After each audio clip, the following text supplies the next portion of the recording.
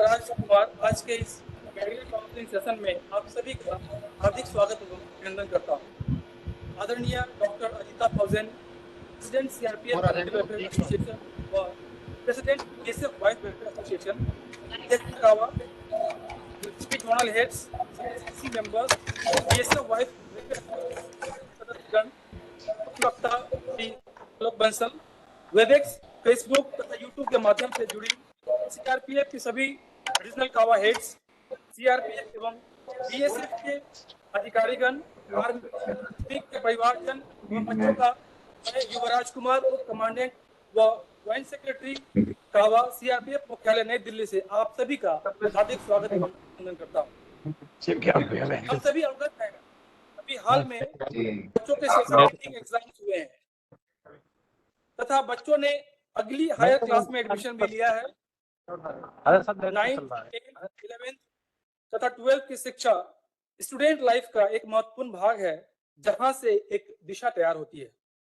यह एक ऐसा समय होता है जब बच्चों के मन में अपनी शिक्षा, विशेषकर विषयों के चयन को लेकर विभिन्न प्रकार के ऊहापोह की स्थिति बनी रहती है। इसके साथ साथ पेरेंट्स भी बच्चों के हायर एजुकेशन को लेकर चिंतित रहते हैं। बच्चों द्वारा 10th तथा 12th के बाद साइंस, आर्ट्स, कॉमर्स में से किस स्ट्रीम का चयन किया जाए, यह उनके समक्ष एक प्रमुख उलझन रहती है। इसके साथ साथ बच्चों एवं उनके पेरेंट्स के मन में शिक्षा से जुड़े विभिन्न प्रकार के सवाल भी होते हैं। इसी के मद्देनजर सीआरपीएफ फैमिली वेलफेयर एसोसिएशन द्वारा सीआरपीएफ एवं बीएसएफ के बच्चों एवं उनके पेरेंट्स के लिए कैरियर काउंसलिंग सेशन का आयोजन वेबएक्स के माध्यम से कराया जा रहा है। कार्यक्रम को शुरू करने से पहले इस कार्यक्रम के मुख्य वक्ता श्री आलोक बंसल का संक्षिप्त परिचय इस सभागार एवं वेबिनार के माध्यम से जुड़े सभी सदस्यों एवं कार्मिकों से भी करवाना चाहूंगा। यह भी मैं बताना चाहूंगा कि इस कार्यक्रम का लाइव स्ट्रीमिंग भी सीआरपीएफ यूट्यूब चैनल एवं फेसबुक माध्यम से भी किया जा रहा है। Shri Alok Bansal Xavier institute of management Bhubaneswar से मैनेजमेंट में पोस्ट ग्रेजुएट हैं एवं दिल्ली कॉलेज ऑफ इंजीनियरिंग से इंजीनियरिंग ग्रेजुएट हैं। इसके अतिरिक्त इन्होंने हार्वर्ड बिजनेस यूनिवर्सिटी से लीडरशिप में कोर्स किया है। इन्होंने कई प्रतिष्ठित कंपनियों को अपनी सेवाएं भी दी हैं एवं प्रतिवर्ष 200 से अधिक सेमिनार्स, स्कूल्स एवं कॉलेज में ये संचालित करते हैं। इसके अतिरिक्त अभी तक लगभग 20,000 से ज्यादा स्टूडेंट्स को उनके लक्ष्य प्राप्ति में ये सहयोग दे चुके हैं। कैरियर काउंसलर के तौर पर इन्होंने विभिन्न टीवी शो पे भी अपनी उपस्थिति दर्ज कराई है। अब मैं श्री आलोक बंसल से आग्रह करना चाहूंगा कि वे इस सभागार में उपस्थित सभी सम्मानित सदस्यों तथा वेबिनार से जुड़े सभी सदस्यों एवं प्यारे बच्चों से आज के महत्वपूर्ण विषय पे अपने विचार साझा करें। Over to Shri Alok Bansal. आदरणीय डॉक्टर अजिता फौजन, अध्यक्ष कावा एंड मामा, उपाध्यक्ष कावा, कावा के सभी जोनल हेड्स, सभी CEC members, BSF wife welfare association के सभी सदस्यगण, सीआरपीएफ के सभी रीजनल हेड्स, पेरेंट्स, बच्चे जो भी इस प्रोग्राम में पार्टिसिपेट कर रहे हैं सीआरपीएफ बीएसएफ की तरफ से, उन सभी को मैं बहुत बहुत धन्यवाद देना चाहता हूं और आमंत्रित भी करना चाहता हूं कि वो आप बहुत ध्यान से सुने और उनके जो भी दिमाग में क्वेश्चंस हैं, उनके माइंड में जो भी क्वेश्चंस आते हैं, जब भी वो पूछना चाहें बिल्कुल पूछ सकते हैं, कार्यक्रम के बाद पूछ सकते हैं। लेकिन जब भी हम करियर काउंसलिंग की बात करते हैं तो हमारे दिमाग में बहुत अलग अलग तरह के प्रश्न आते हैं। समझ में नहीं आता कि हम किस डायरेक्शन में चले जाएं। 10th के बाद बच्चों को ये समझ नहीं आता कि हम किस स्ट्रीम में जाएं। 12th के बाद ये समझ नहीं आता कि मैं जो स्ट्रीम मैंने सेलेक्ट की थी उसी में आगे बढ़ूं या कुछ नया कार्यक्रम में जाऊं। बहुत ज्यादा कंफ्यूजन है, लेकिन यदि देखा जाए तो आज समय बदल रहा है। बहुत पहले when we were graduating, when we were growing, तब हमारे पास कुछ सेलेक्टेड ऑप्शंस थी, या तो आप इंजीनियरिंग करें, या आप मेडिसिन करें, या आप सीए करें, या आप लॉ कर लें। लेकिन आज के समय में हजारों से ज्यादा ऑप्शंस अवेलेबल हैं। यदि मैं एक हार्ड फैक्ट आपको बताऊं तो पूरे वर्ल्ड में आज 10,000 से ज्यादा लिस्टेड करियर्स अवेलेबल हैं। समझना क्या सही है, मैं किस करियर में आगे तरक्की कर पाऊंगा, ये जानना ज्यादा जरूरी है, बजाय ये सोचने की कि मेरा पड़ोसी डॉक्टर का बनना चाहता है, लॉयर बनना चाहता है, या कुछ और करना चाहता है, उसको देख के मैं आगे बढ़ूं। वो जायज नहीं है। तो सबसे पहले मैं बताना चाहूंगा सबको कि कैसे डिसाइड करें कि क्या करियर मेरे लिए चूज करना चाहिए। फॉर एन एग्जाम्पल, मैं बहुत एक एग्जाम्पल देता हूं सबको कि यदि चार्ली चैपलिन अपने आसपास देखते और सोचते कि मैं एक डॉक्टर बन जाऊं, तो शायद हम सब वंचित रह जाते उनकी कॉमेडी को देखने से। यदि अमिताभ बच्चन जब बड़े हो रहे थे, यदि वो सोचते कि मैं किसी की बात सुनकर एक इंजीनियरिंग क्षेत्र में चला जाऊं, तो शायद हमारी कंट्री में एक सुपरस्टार मिसिंग होते और हमें समझ नहीं आता कि ये मूवीज कैसे हिट होती है, चाहे वो दीवार की बात करें चाहे किसी और मूवी की बात करें। पॉइंट ये है कि हमें अपने करियर में अपनी इंटरेस्ट, एबिलिटी और पर्सनैलिटी के हिसाब से करियर चूज करना है। तो सबसे पहले मैं डिसाइड कैसे करूं कि क्या करियर मेरे को चूज करना है। उसके लिए ये देखें कि मेरा लॉन्ग टर्म करियर गोल क्या है। मैं 15 साल बाद अपने को कहां देखना चाहता हूं। मैं चाहता हूं कि देश की सेवा करूं, उसमें मैं आर्म फोर्सेज में जाऊं। मैं चाहता हूं कि मैं एक सिविल सर्वेंट बन के किसी और क्षेत्र में जाऊं या वहां पे काम करूं। मैं को लगता है कि मैं मुकेश अंबानी जी से काफी प्रभावित हूं, तो मैं शायद एक बिजनेस खड़ा करूं, या मैं क्या करूं। तो यदि हमारे दिमाग में ये क्लैरिटी आ जाएगी तो हमारा काम बहुत आसान हो जाएगा। इसको मैं एग्जाम्पल के तौर पे बच्चों को बताना चाहूंगा। जब सब बच्चों को स्कूल जाने का टाइम आता है, जब छुट्टियां खत्म होती हैं, एग्जाम्स खत्म होते हैं, हमें बोला जाता है कि 8 बजे हमें स्कूल पहुंचना है, तो सबसे पहले हम ये डिसाइड करते हैं कि ये गोल है कि कल सुबह 8 बजे मुझे अपने स्कूल पहुंचना है, अपने स्कूल पहुंचना है, कॉलेज पहुंचना है, जहां भी पहुंचना है। उसके बाद हम डिसाइड करते हैं कि मैं कितने बजे सोऊंगा, कितने बजे उठूंगा, कौन से रास्ते से स्कूल जाऊंगा, कार से जाऊंगा, पैदल जाऊंगा, बस से जाऊंगा, किस रोड को लूंगा, पैदल जाऊंगा। तो पॉइंट इज कि हम सबसे पहले ये डिसाइड करते हैं कि मेरा लॉन्ग टर्म गोल क्या है, मेरा गोल क्या है, उसको निर्धारित करना जरूरी है। उसके बाद मैं डिसाइड करता हूं कि मेरा रास्ता क्या है, या व्हीकल्स जो मुझे मेरे रास्ते तक पहुंचा देंगे क्या है। किसी के लिए वो इंजीनियरिंग हो सकता है, किसी के लिए मेडिसिन हो सकता है, किसी वो कोई लेक्चर लेता है, उसका आवाज है, हमारा नहीं है। उसको होना जरूरी है। बिजनेस स्कूल ने करीब 2 दशक पहले ये डिसाइड करके डिक्लेयर किया था कि every individual, every institution, every country must have something called as a vision statement. उन्होंने एक्सप्लेन किया विजन मतलब 3 बातें। ये डिसाइड करें कि 15 साल बाद आप कहाँ होंगे, आपका इंस्टीट्यूशन कहाँ होगा, आपकी कंट्री कहाँ होगी, आप एज एन इंडिविजुअल कहाँ होंगे। पहले ये निर्धारित करें। उसके बाद ये कैसे निर्धारित करें, इसका भी रास्ता उन्होंने बताया। उन्होंने बताया 3 बातें जानना जरूरी है। Where do I come from, मेरा पास्ट क्या है, मैं कहाँ पैदा हुआ, मैं किस पेरेंट्स के घर में पैदा हुआ, क्या बैकग्राउंड था, किसके साथ खेला। उन सब की वजह से मेरी पर्सनालिटी में कुछ चीजें आई। मतलब आज कुछ बच्चे बोलते हैं मेरी इंग्लिश अच्छी नहीं है, शायद आप ऐसी लोकेलिटी में पैदा हुए या पढ़े बड़े जहां पे इंग्लिश का कल्चर नहीं था। कुछ लोगों का कहना है कि शायद मुझे खेलने की समझ नहीं है। शायद आपके आसपास सब,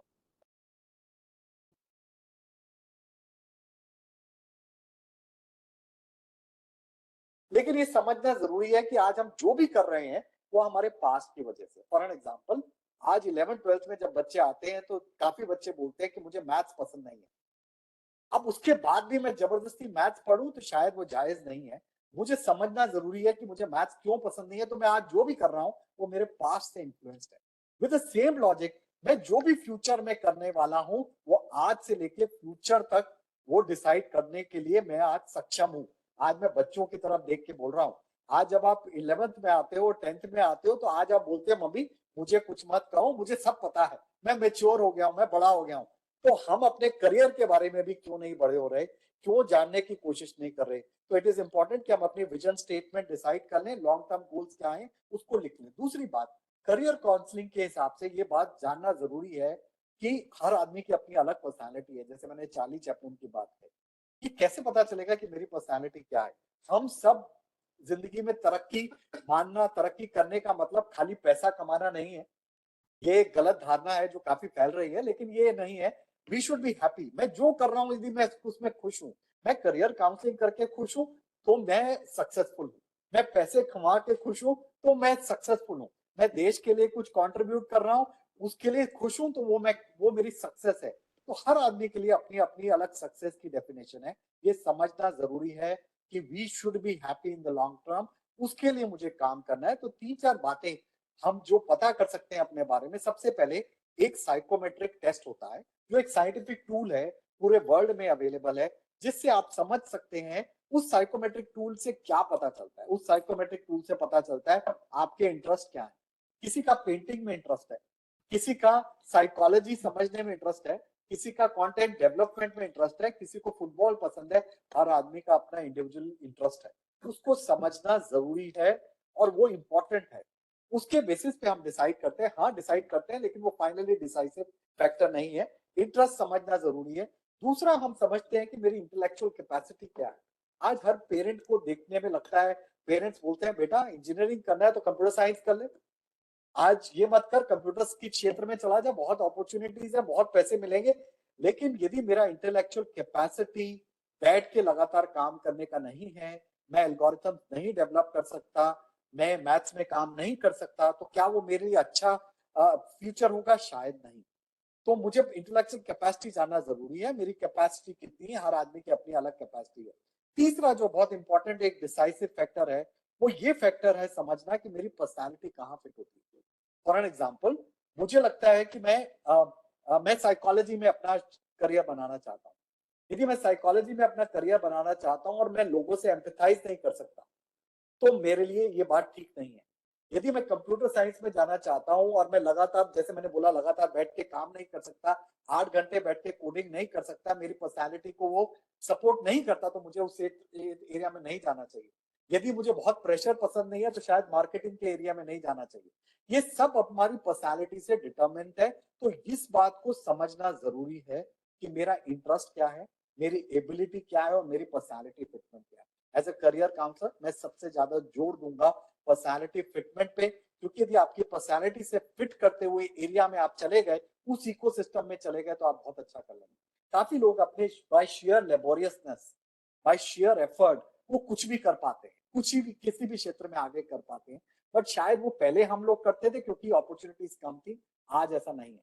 तो पहली बात, लॉन्ग टर्म गोल डिसाइड होना चाहिए। सेकेंडली, हमें 3 बातों को देख के चलना चाहिए, हमारी इंटरेस्ट, एबिलिटी और पर्सनैलिटी फिटमेंट क्या है। हर आदमी के लिए करियर्स अवेलेबल है।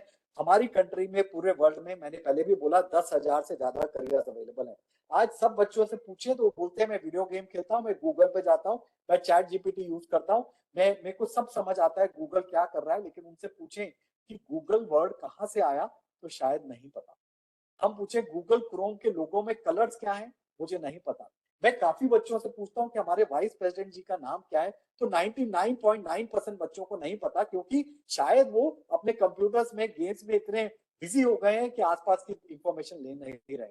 और इंफॉर्मेशन नहीं लेंगे तो हमारे डिसीजंस भी गलत होते चले जाएंगे। तो पॉइंट इज कि मुझे क्या करना है। 10,000 करियर्स अवेलेबल है। गूगल हम बात करते हैं, गूगल एक ऐसी कंपनी है जो आज बोल रही है कि इंजीनियरिंग का मार्वल है, इंजीनियरिंग के क्षेत्र में बहुत आगे है। लेकिन आज गूगल की यदि आप रिक्वायरमेंट पढ़े तो गूगल बोलता है मेरी नंबर 1 रिक्वायरमेंट हायरिंग के लिए, लोगों को हायर करने के लिए इंजीनियरिंग स्किल नहीं है, मुझे सोशल साइंस स्किल चाहिए। We are all social animals. हमने कोविड में देखा कि मैं यदि घर में बैठ जाऊं तो मैं बहुत दुखी हूं, मेरे को ट्रॉमा है, मुझे सोशल नेटवर्क में पार्टिसिपेट करना है। आज गूगल में जब आप मैप देखते हैं, वो सडनली आपको बोलता है ये रेस्टोरेंट यहाँ है, ये पेट्रोल पंप कहाँ है। वो सोशल साइंस से रिलेटेड है, जो कंप्यूटर साइंस को उन्होंने जोड़ दिया है। तो पॉइंट इज कि हमें जनरल अवेयरनेस भी होनी चाहिए, हमें नॉलेज भी होनी चाहिए, और हमारा जो भी डिसीजन है उस थॉट अच्छी तरह थॉट आउट होना चाहिए। उसके बेसिस पे हम डिसाइड करें, किसी भी करियर को हम बना सकते हैं। For an example, just to support that further, क्या मैं ह्यूमैनिटीज विद मैथ्स करने के बाद इंडिया में इंजीनियरिंग कर सकता हूँ? काफी लोगों को लगता है कि मैं 10th में, 11th में मैंने मैथ्स नहीं ली, साइंस नहीं ली, तो मैं इंजीनियरिंग नहीं कर सकता। मैं बिल्कुल कर सकता हूँ। आज हमारी कंट्री में IIT चेन्नई, IIIT दिल्ली और भी ऐसे संस्थान जो प्रीमियम इंस्टीट्यूशंस हैं, वो बोलते हैं यदि आप में सोशल साइंस स्किल्स हैं तो आप आ जाइए, मैं कंप्यूटर साइंस तो आपको सिखा दूंगा। मैं आपको B Tech in computer science plus social science दूंगा, यदि आपके पास 11th 12th में ह्यूमैनिटीज विद मैथ्स है या कॉमर्स विद मैथ्स है। मुझे साइंस है तो आप IIT JEE के थ्रू ही आइए मेरे पास। सिमिलरली हमारे पेरेंट्स से पूछें तो वो बोलते हैं कि भाई मेरे को तो अपने बच्चे को IIT भेजना था, बिल्कुल भेजिए, बहुत अच्छा इच्छा है आपकी, बिल्कुल करें। लेकिन जरूरी थोड़ी ना है कि हम IIT जाके इंजीनियरिंग ही करें। हमारी कंट्री में IIT चेन्नई में एक कोर्स है जो 5 साल का इंटीग्रेटेड कोर्स इन ह्यूमैनिटीज है। क्या मेरा बच्चा ह्यूमैनिटीज में अच्छा है तो अपना करियर उस एरिया में बना सकता है, बिल्कुल बना सकता है। उसके बाद तो लोग सिविल सर्विसेज का एग्जाम भी देते हैं, बहुत बहुत अपॉर्चुनिटीज। क्या मेरा बच्चा आईआईटी बॉम्बे, आईआईटी चेन्नई जाके डिजाइन के कोर्सेज कर सकता है, which is an amazing area. आज हम जब पानी की बोतल देखते हैं, हम मोबाइल खरीदने जाते हैं, तो बच्चे बोलते हैं डिजाइन अच्छा है, मैं खरीद लेता हूँ। लेकिन उस डिजाइन के पीछे क्या है, वो भी एक साइंस है, सोशल साइंस है, समझना जरूरी है। तो क्या मैं आईआईटी चेन्नई, आईआईटी बॉम्बे जाके हमारा बीट ये कर सकता हूँ, डिजाइन के कोर्सेज कर सकता हूँ? कर सकता हूँ। मैं क्या बताना चाह रहा हूँ कि हर बच्चे के लिए आज एक रिक्वायर्ड कोर्स हमारी कंट्री में अवेलेबल है। हम एजुकेशन के क्षेत्र में, हर क्षेत्र में आगे बढ़ रहे हैं, अपॉर्चुनिटीज भर भर के अवेलेबल है। आज आप एक स्टोरी राइटिंग कर सकते हैं, तो आप शायद एक कंटेंट डेवलपमेंट की कंपनी में जाके आप पैसे कमा सकते हैं। आप जोमेटो में जा सकते हैं, आप गूगल में जाके काम कर सकते हैं। बड़ी सारी कंपनीज आपके पास अवेलेबल है जो आपको हायर करने के लिए तैयार है। आप थिएटर में अच्छे हैं तो उसके लिए भी अपॉर्चुनिटीज है, क्योंकि वीडियो फिल्म्स बन रही हैं, कॉर्पोरेट फिल्म्स बन रही हैं। सब जगह यूट्यूब पे आप रील्स देखने में बहुत बिजी हैं बच्चे, वहां पे भी देख रहे हैं कि काफी लोग पैसे कमा रहे हैं। तो हर जगह पे अपॉर्चुनिटीज अवेलेबल है, अपने लिए समझना जरूरी है।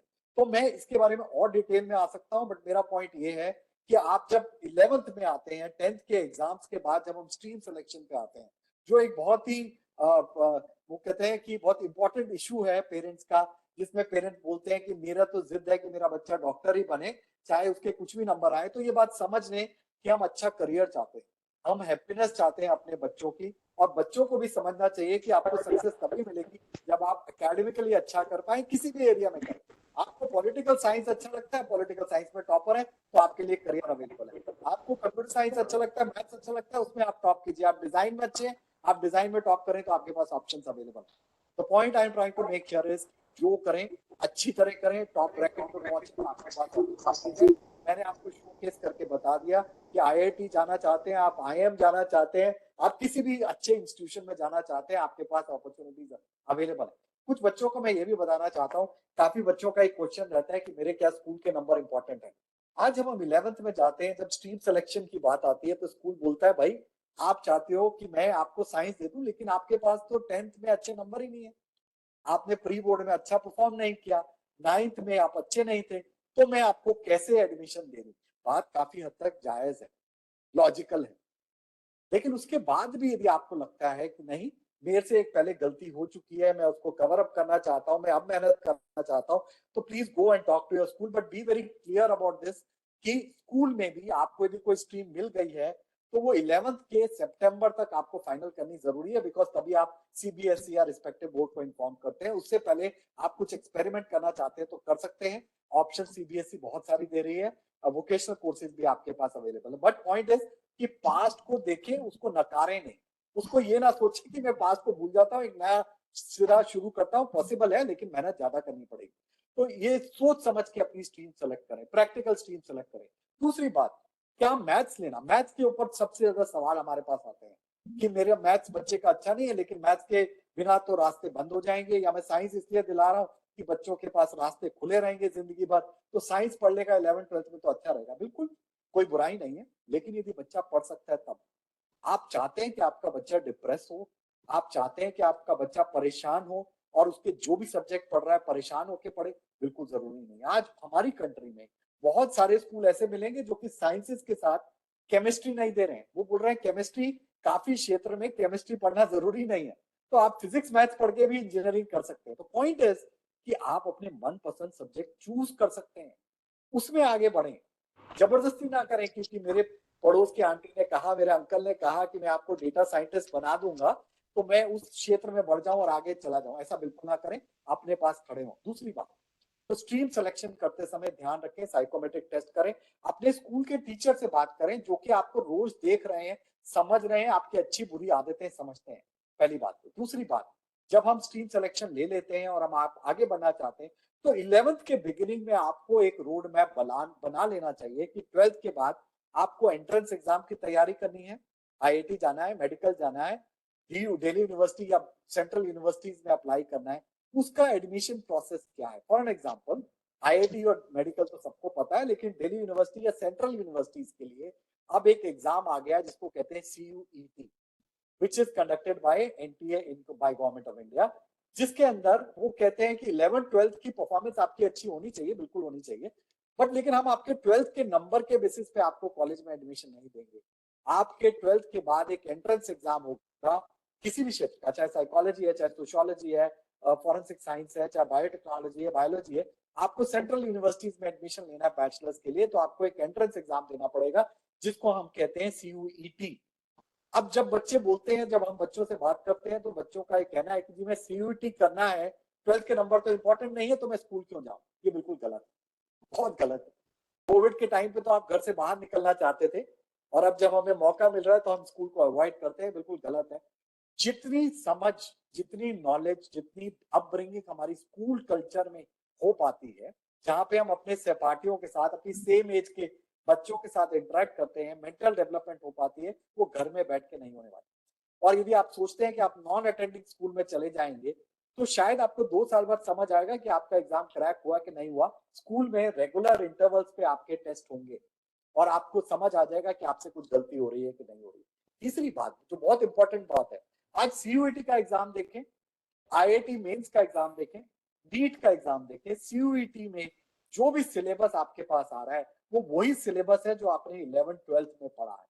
हाँ, उसका तरीका पूछने का अलग है, एप्टीट्यूड टेस्ट बिल्कुल अलग है उसका।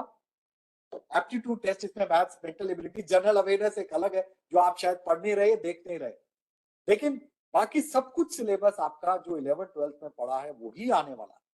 70%, आप 70% सिलेबस इस साल जो CUET हुआ था, लास्ट ईयर जो CUET हुआ था, उसमें 11th के सिलेबस से आया था, 30% 12th से आया था, कुछ भी बाहर से नहीं आया था। गवर्नमेंट ने बिल्कुल क्लियरली सिलेबस डिफाइन कर रखा है। तो हम ये जो परेशानी में रहते हैं कि मुझे कोचिंग करना जरूरी है, मुझे ट्यूशन करना जरूरी है, उसके बिना मेरा गुजारा नहीं चलेगा, यदि आप स्कूल पे फोकस कर लेंगे तो आप क्रैक कर पाएंगे। दूसरी बात, IIT JEE की बात करें, IIT JEE जिसमें सब चाहते हैं कि हम क्रैक कर लें। IIT JEE के 2 पेपर होते हैं, IIT JEE और मेंस और एडवांस्ड। मेंस के पेपर में आप पेपर क्लियर कर सकते हैं यदि आप 11th 12th में अच्छी तरह पढ़े हैं, बहुत निपुणता से पढ़े हैं और टॉपर रहे हैं, क्लास में अच्छे परफॉर्मेंस लेके आए हैं, क्योंकि IIT मेंस का सिलेबस वही आता है जो आपने 11th 12th में पढ़ा है। हाँ, एडवांस में थोड़ा हायर लेवल का पेपर आता है, लेकिन IIT मेंस क्लियर करेंगे तो आपको NITs, DTUs, NSITs, ये सारे इंजीनियरिंग कॉलेज में तो आप बिल्कुल पहुंच पाएंगे, अच्छी स्ट्रीम ले पाएंगे। तो अमेजिंग अपॉर्चुनिटीज आर अवेलेबल। मैं और डिटेल में जा सकता हूँ, आई एम नॉट श्योर कि मेरे पास कितना टाइम है अभी हमारे पास, तो हम बहुत सारी डिटेल्स में और जा सकते हैं। तो मैं सबसे पहले बोलता हूँ कि ह्यूमैनिटीज के बच्चे अपने करियर में क्या क्या करियर चूज कर सकते हैं, अपनी लाइफ में क्या क्या करियर चूज कर सकते हैं। क्या आप पॉलिटिकल साइंस कर सकते हैं? बिल्कुल कर सकते हैं। पॉलिटिकल साइंस के लिए कुछ प्राइवेट, कुछ गवर्नमेंट यूनिवर्सिटीज आज आपको bachelors in political science and legal affairs की ट्रेनिंग भी दे रहे हैं। वो बोलते हैं political science and legal affairs को कंबाइन करके बैचलर्स कोर्स अवेलेबल है, क्योंकि उन्हें लगता है कि पॉलिटिकल साइंस के बाद या तो हम पॉलिसी थिंक टैंक में काम करना चाहते हैं, नीति आयोग या इस टाइप के थिंक टैंक्स में काम करना चाहते हैं, या प्रोबेबली हमारा ऑब्जेक्टिव है सिविल सर्विसेज में जाना। तो वो क्यों, हम उसका मिक्सचर क्यों ना दे दें, वो भी अवेलेबल है। क्या मैं पॉलिटिकल साइंस करने के बाद बैचलर्स इन पॉलिटिकल साइंस, यदि मैं ह्यूमैनिटीज ले रहा हूँ, तो क्या मैं लॉ कर सकता हूँ? हमारी कंट्री में 20 नेशनल लॉ यूनिवर्सिटीज अवेलेबल है। हर स्टेट में आपको इंटीग्रेटेड लॉ प्रोग्राम अवेलेबल है, जो कि BA LLB, BB LLB, BCom LLB अलग अलग नामों से जाना चाहता है। Objective is very simple. आप लगता है सिविल सर्विसेज करना चाहते हैं, जो कि which is a very tough examination, we all know that, यहाँ पे तो सब जानते हैं अच्छे तरीके से। तो सिविल सर्विसेज का एग्जाम क्लियर होता है तो बहुत अच्छी बात है, अदरवाइज आप एक लॉयर बन के भी, कॉर्पोरेट लॉयर बन के, सिविल लॉयर बन के, इंटेलेक्चुअल प्रॉपर्टी लॉ करके भी आप काम कर सकते हैं। तो इसके लिए 12th के दिसंबर में एक एग्जाम होता है जिसको कहते हैं क्लैट। मैं इसलिए बताना चाह रहा हूँ क्योंकि बच्चे 12th के बाद आते हैं कि अब मैं क्या करूं, तब तक समय बहुत लेट हो चुका होता है, टाइम निकल चुका होता है। तो आप क्लैट का पेपर दे सकते हैं। तो आप ह्यूमैनिटीज है, आप पॉलिटिकल साइंस कर सकते हैं, आप लॉ कर सकते हैं, आप जर्नलिज्म एंड मास कम्युनिकेशन कर सकते हैं, आप हिस्ट्री ऑनर्स कर सकते हैं। हिस्ट्री ऑनर्स करने के बाद आप मास्टर्स इन पब्लिक पॉलिसी भी जा सकते हैं। आप किसी भी एरिया में जाके काम कर सकते हैं, सिविल सर्विसेज तो कर ही सकते हैं, आप NGOs में काम कर सकते हैं, Tata institute of social sciences जैसे इंस्टीट्यूशंस में जाके सोशल वर्क में अपना कोर्स परस्यू कर सकते हैं। आप होटल मैनेजमेंट कर सकते हैं, बिल्कुल कर सकते हैं। आप साइकोलॉजी कर सकते हैं, बिल्कुल कर सकते हैं। आप सोशियोलॉजी कर सकते हैं, कर सकते हैं। आप ह्यूमैनिटीज एंड सोशल साइंस, जैसे मैंने बोला, IIT चेन्नई में जाके मास्टर्स का प्रोग्राम कर ले, डायरेक्ट मास्टर्स का प्रोग्राम अवेलेबल है, और एकेडमिक इंस्टीट्यूशंस में जाके काम कर सकते हैं, बिल्कुल कर सकते हैं। तो amazing options are existing. Can you do design? Absolutely right. Can you look at fashion? Absolutely. Can you look at fashion technology also? Yes. A lot of flexibility is available. मैंने बोला मास कम्युनिकेशन में जा सकते हैं, सुभाष घई जी का whistling woods international एक institute है, तो आप थिएटर में भी जा सकते हैं, फिल्म मेकिंग में भी जा सकते हैं. Amazing options are available there. यदि मैं कॉमर्स विद मैथ्स हूँ, कॉमर्स का बच्चा हूँ, विदाउट मैथ्स हूँ, तो मैं ये सारे कोर्सेज तो कर ही सकता हूँ, बिल्कुल कर सकता हूँ, कोई बार नहीं है. दिल्ली यूनिवर्सिटी या आपका सीयूईटी एग्जाम बोलता है, आपने जो सब्जेक्ट पढ़े हैं वो तो आप परस्यू कर ही सकते हैं, आप दूसरे सब्जेक्ट चूज करना चाहते हैं आप वो भी कर सकते हैं. तो कॉमर्स विद मैथ्स या कॉमर्स विदाउट मैथ्स के बच्चों के लिए एक बहुत पॉपुलर स्ट्रीम है बिजनेस मैनेजमेंट. हमारी कंट्री में 5 या 6 आईएम्स आपको 12th के बाद integrated programme which is BBA MBA या बीबीए में भी एडमिशन देते हैं. आपके पास आईएम जम्मू है, रोहतक है, बोधगया है, इंदौर है, इस शिलोंग है, इन सब जगह पे 12th के बाद एंट्रेंस एग्जाम के बेसिस पे आप बीबीए एमबीए कर सकते हैं. आप नॉर्मल बीबीए कर सकते हैं, चाहे दिल्ली यूनिवर्सिटी, मुंबई यूनिवर्सिटी, जितनी भी सेंट्रल यूनिवर्सिटी है, बीबीए कोर्स अवेलेबल है, जिसके बाद आप एमबीए करके कॉर्पोरेट क्षेत्र में जाके अपना काम कर सकते हैं, बिजनेस स्टार्टअप कर सकते हैं. हम सब बच्चे शार्क टैंक देखते हैं, आज शार्क टैंक देखते हैं, बहुत एक्साइटेड होते हैं, लेकिन उनसे पूछिए कि यूनिकॉर्न का मतलब क्या है. शार्क टैंक में बार बार बोलते हैं कि ये कंपनी यूनिकॉर्न बन गई, तो बच्चे नहीं बता पाते. इसका मतलब हम देख रहे हैं, उससे इनामर्ड है, बट शायद हम फिर भी डेप्थ में नहीं जा रहे. तो I think it is important to understand. मैं एक और एग्जांपल बोलता हूँ, मैं नीति आयोग पूछता हूँ बच्चों से, नीति आयोग की फुल फॉर्म क्या है, की फुल फॉर्म क्या है, तो बच्चों को नहीं पता. ये सब एंट्रेंस एग्जाम में इस टाइप के आपसे क्वेश्चन आते हैं. आपसे क्वेश्चन पूछा जाता है नीति आयोग के चेयरमैन कौन है, ठीक है, नहीं पता. क्यों?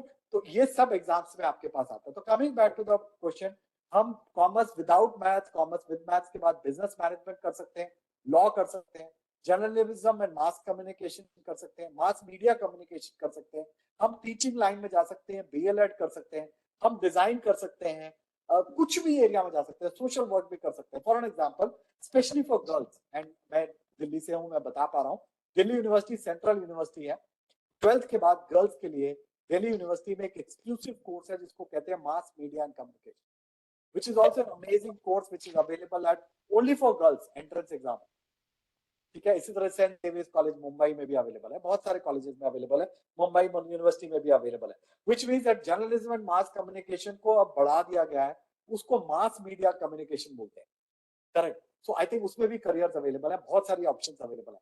तो अनगिनत ऑप्शंस अवेलेबल है. I will be happy to answer any questions after we are over with this and do that. But moving on, यदि हम मेडिसिन करते हैं, मेडिकल स्ट्रीम लेते हैं और हम चाहते हैं, हम डॉक्टर बनना चाहते हैं, मैं हर साल देखता हूँ बहुत सारे बच्चे आते हैं कि मैं नीट की तैयारी कर रहा था, 2 साल हो गए हैं, हो नहीं रहा. पेरेंट्स चाह रहे हैं नहीं बेटा आप ड्रॉप ले लो, 1 साल और ट्राई कर. पता चला इतनी देर में तो मैं बीएससी खत्म कर लेता. द पॉइंट इज, यदि आप नीट करना चाहते हैं, it is amazing, you want to serve the country, you want to become a doctor, amazing profession, very noble profession, but it is very tough. Okay, and you want to prepare for that. आप उसके लिए prepare करें, आप अच्छी तरह तैयारी करें, school में पढ़ें, बाकी एग्जाम्स की तैयारी भी करें. बट क्या हम बैकअप तैयार कर रहे हैं? क्या नीट में खाली एमबीबीएस ही है? नहीं. क्या यूनानी मेडिसिन कर सकता हूँ? क्या आयुर्वेदिक मेडिसिन कर सकता हूँ? क्या होम्योपैथिक मेडिसिन कर सकता हूँ? क्या बीएससी रेडियोलॉजी एम्स जाके कर सकता हूँ? क्या बीएससी ऑप्टोमेट्री का कोर्स कर सकता हूँ? क्या फिजियोथेरेपी कर सकता हूँ? क्या फॉरेंसिक साइंस कर सकता हूँ? माइक्रोबायोलॉजी कर सकता हूँ? एग्रीकल्चर साइंसेस कर सकता हूँ? फार्मेसी कर सकता हूँ? Amazing options are available. Allied sciences के कोर्सेज अवेलेबल है.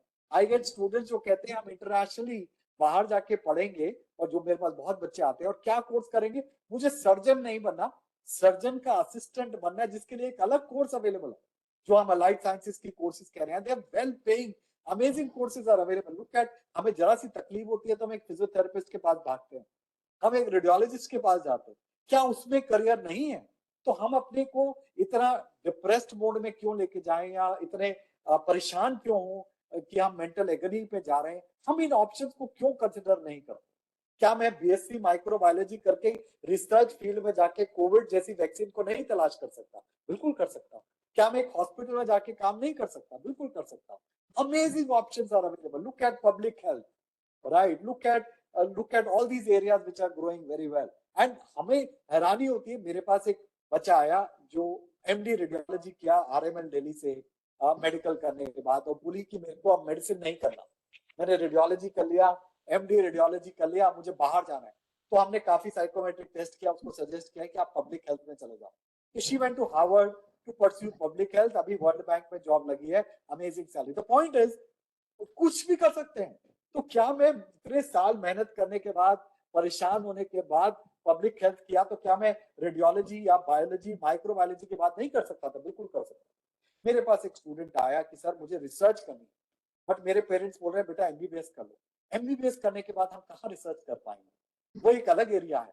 तो क्या मैं माइक्रोबायोलॉजी या बायोकेमिस्ट्री या बायोटेक्नोलॉजी में जाके अपनी रिसर्च एरिया में आगे अपना करियर बिल्डअप कर सकता हूँ? बिल्कुल कर सकता हूँ। I must have that passion and I must have that confidence कि जो मैं सोच रहा हूँ मैंने उसको अच्छी तरह रिसर्च किया और उसमें करियर अपॉर्चुनिटीज अवेलेबल है। आज ऑर्गेनाइजेशन बोलती है, आज गवर्नमेंट बोलती है फार्मेसी के क्षेत्र, क्योंकि हमें सबको मेडिसिन चाहिए, हमारी कंट्री में फार्मेसी के इंस्टीट्यूशंस हैं, वहां पे उन्होंने क्राइटेरिया बदल दिया एडमिशन का, क्योंकि अच्छे बच्चे नहीं मिल पा रहे। तो amazing opportunities are there, are we exploring that? नहीं, हम सिर्फ क्या बोलते हैं, हम या तो डॉक्टर बनेंगे या हम इंजीनियर बनेंगे, हम लॉयर बनेंगे या सीए बनेंगे, बस। और सब पेरेंट्स चाहते हैं कि बच्चा सिविल सर्विसेज कर ले। तो अभी बहुत सारी ऑप्शंस अवेलेबल है हमारे पास। क्या इंजीनियरिंग करना चाह रहे हैं, यदि हम नॉन मेडिकल ले रहे हैं, तो क्या खाली मेरे पास एक आईआईटी ही एक ऑप्शन है? बिल्कुल भी नहीं। इंटरेस्टिंगली आज 30% बच्चे इस साल जिन्होंने लॉ का पेपर दिया, लॉ एंट्रेंस का, वो साइंस के बच्चे थे। 30% बच्चे जो आज एमबीए का, बीबीए का पेपर दे रहे हैं 12th के बाद, वो साइंस के बच्चे हैं। इसका मतलब क्या है कि हमने साइंस पढ़ी, हम परेशान भी रहे, बोला कि ट्यूशन लगा दीजिए, मैं मेहनत कर रहा हूं, मैं यहाँ से बिजी हूँ, रात को 2 बजे तक पढ़ रहा हूँ, लेकिन मुझे मजा नहीं आ रहा, मैं बदलना चाहता हूँ, तो मैं अभी क्यों नहीं करता? हालांकि वो भी बुरा नहीं है, आप बदलना चाहते हैं, बिल्कुल बदले, बिल्कुल बदले। तो क्या मैं ये बात सोचूं, यदि आपको लगता है कि आपने मेडिसिन लिया, नॉन मेडिकल लिया है, तो आप पीसीएम पढ़ रहे हैं, तो आप पीसीएम के साथ साइकोलॉजी ले सकते हैं, चाल कर को आप पीसीएम के साथ इकोनॉमिक्स ले सकते हैं, आप पीसीएम के साथ आर्टिफिशियल इंटेलिजेंस ले सकते हैं, आप पीसीएम के साथ एंटरप्रेन्योरशिप को एक्सप्लोर कर सकते हैं, आप फिजिकल एजुकेशन ले सकते हैं। जरूरी थोड़ी ना कि मैं बहुत सारे टफ एरियाज ले लूं यदि आप आईआईटी की तैयारी करें। और अब आप यदि आप इंजीनियरिंग की तरफ जा रहे थे तो बिल्कुल जाएं, बिल्कुल कोशिश करें, लेकिन आईआईटी मेंस को फोकस करें। इसका मतलब स्कूल को फोकस करें। मुझे आज तक एक भी बच्चा ऐसा नहीं मिला जो बोले कि मेरे 12th में तो नंबर नहीं आए लेकिन मैंने आईआईटी क्रैक कर लिया। पॉसिबल ही नहीं, बिल्कुल पॉसिबल नहीं है। ठीक है, तो इट इज इंपॉर्टेंट, बेस तो वही है, हमें वो फिजिक्स केमिस्ट्री तो पढ़ना ही पड़ेगा, मैथ्स तो पढ़ना ही पड़ेगा। तो हम सोचे कि हम उसको बाईपास करके सीधा जंप ले लें, तो नहीं हो पाएगा। हम क्या कर सकते हैं उसके अलावा? हम बिजनेस मैनेजमेंट कर सकते हैं, हम लॉ कर सकते हैं, हम डिजाइन कर सकते हैं, हम आर्किटेक्चर कर सकते हैं, हम नेशनल इंस्टीट्यूट ऑफ डिजाइन से हमारी कंट्रीज में, जिसके बाद माना जाता है कि 1 करोड़ की सैलरी भी मिलती है, विच is a technical area, right? यदि आपके पास इंजीनियरिंग दिमाग है या सोच है, एनालिटिकल स्किल्स है और डिजाइन, तो आप कंबाइन करके नेशनल इंस्टीट्यूट ऑफ डिजाइन भी जा सकते हैं। मैंने आपको बोला कि आप DTU, NSUT, IIT Bombay, IIT Guwahati, कहीं भी जाके आप डिजाइन कर सकते हैं, आप आर्किटेक्चर कर सकते हैं। उनके लिए एक अलग एग्जाम होता है जिसको कहते हैं नाटा। तो amazing options are available. I mean, and in fact I would say, यदि आप मेरे से पूछे तो मुझे टाइम मशीन मिल जाए तो मैं 20-25 साल पीछे जाना चाहता हूँ। समझ रहे हो मैंने इंजीनियरिंग की थी, क्यों की थी? क्योंकि मेरे फादर ने कहा था इंजीनियरिंग कर ली तो इसका मतलब तुम अच्छे हो, नहीं तो नहीं। गलत है, बिल्कुल गलत है। उसके बाद उन्होंने 4 साल पूछा भी नहीं कि आपने इंजीनियरिंग में क्या सीखा, क्योंकि उन्हें समझ आ गया कि मैं मनपसंद नहीं है। तो पॉइंट इज 10,000 से ज्यादा अपॉर्चुनिटीज अवेलेबल है, आप एक्सप्लोर करें। आप स्कूल टीचर्स, आप किसी करियर काउंसलर को पैसे नहीं देना चाहते, मत दीजिए, फ्री में काउंसलिंग अवेलेबल है। आज आप अवेलेबल कर रहे हैं, आपको अवेलेबल है। आप अपने स्कूल टीचर से जाके बात करें, आप फ्री में साइकोमेट्रिक टेस्ट लें जो वेबसाइट पे अवेलेबल है, ऑनलाइन अवेलेबल है। मेरे पास बच्चे आते हैं तो मैं उनसे चार्ज भी करता हूँ, लेकिन एक फ्री साइकोमेट्रिक टेस्ट भी कराता हूँ। वो फ्री साइकोमेट्रिक टेस्ट खुद ढूंढ के कर सकते हैं, बिल्कुल कर सकते हैं, किसी को जरूरत नहीं है, बट उससे आपको समझ आ जाएगा आपकी इंटरेस्ट, एबिलिटी, पर्सनैलिटी, फिटमेंट क्या है। तो दूसरा मैं और बच्चों को ये बताना चाहूंगा, I think we have still have time, कि अपनी पर्सनैलिटी डेवलपमेंट करना जरूरी है। लैंग्वेज स्किल्स इंपॉर्टेंट है, कम्युनिकेशन इंपॉर्टेंट है, करेक्ट? हम बड़ा खुश होते हैं जब शाहरुख खान आता है स्टेज पे, उसको देख के। अमिताभ बच्चन बोलता है तो बहुत खुश होते हैं।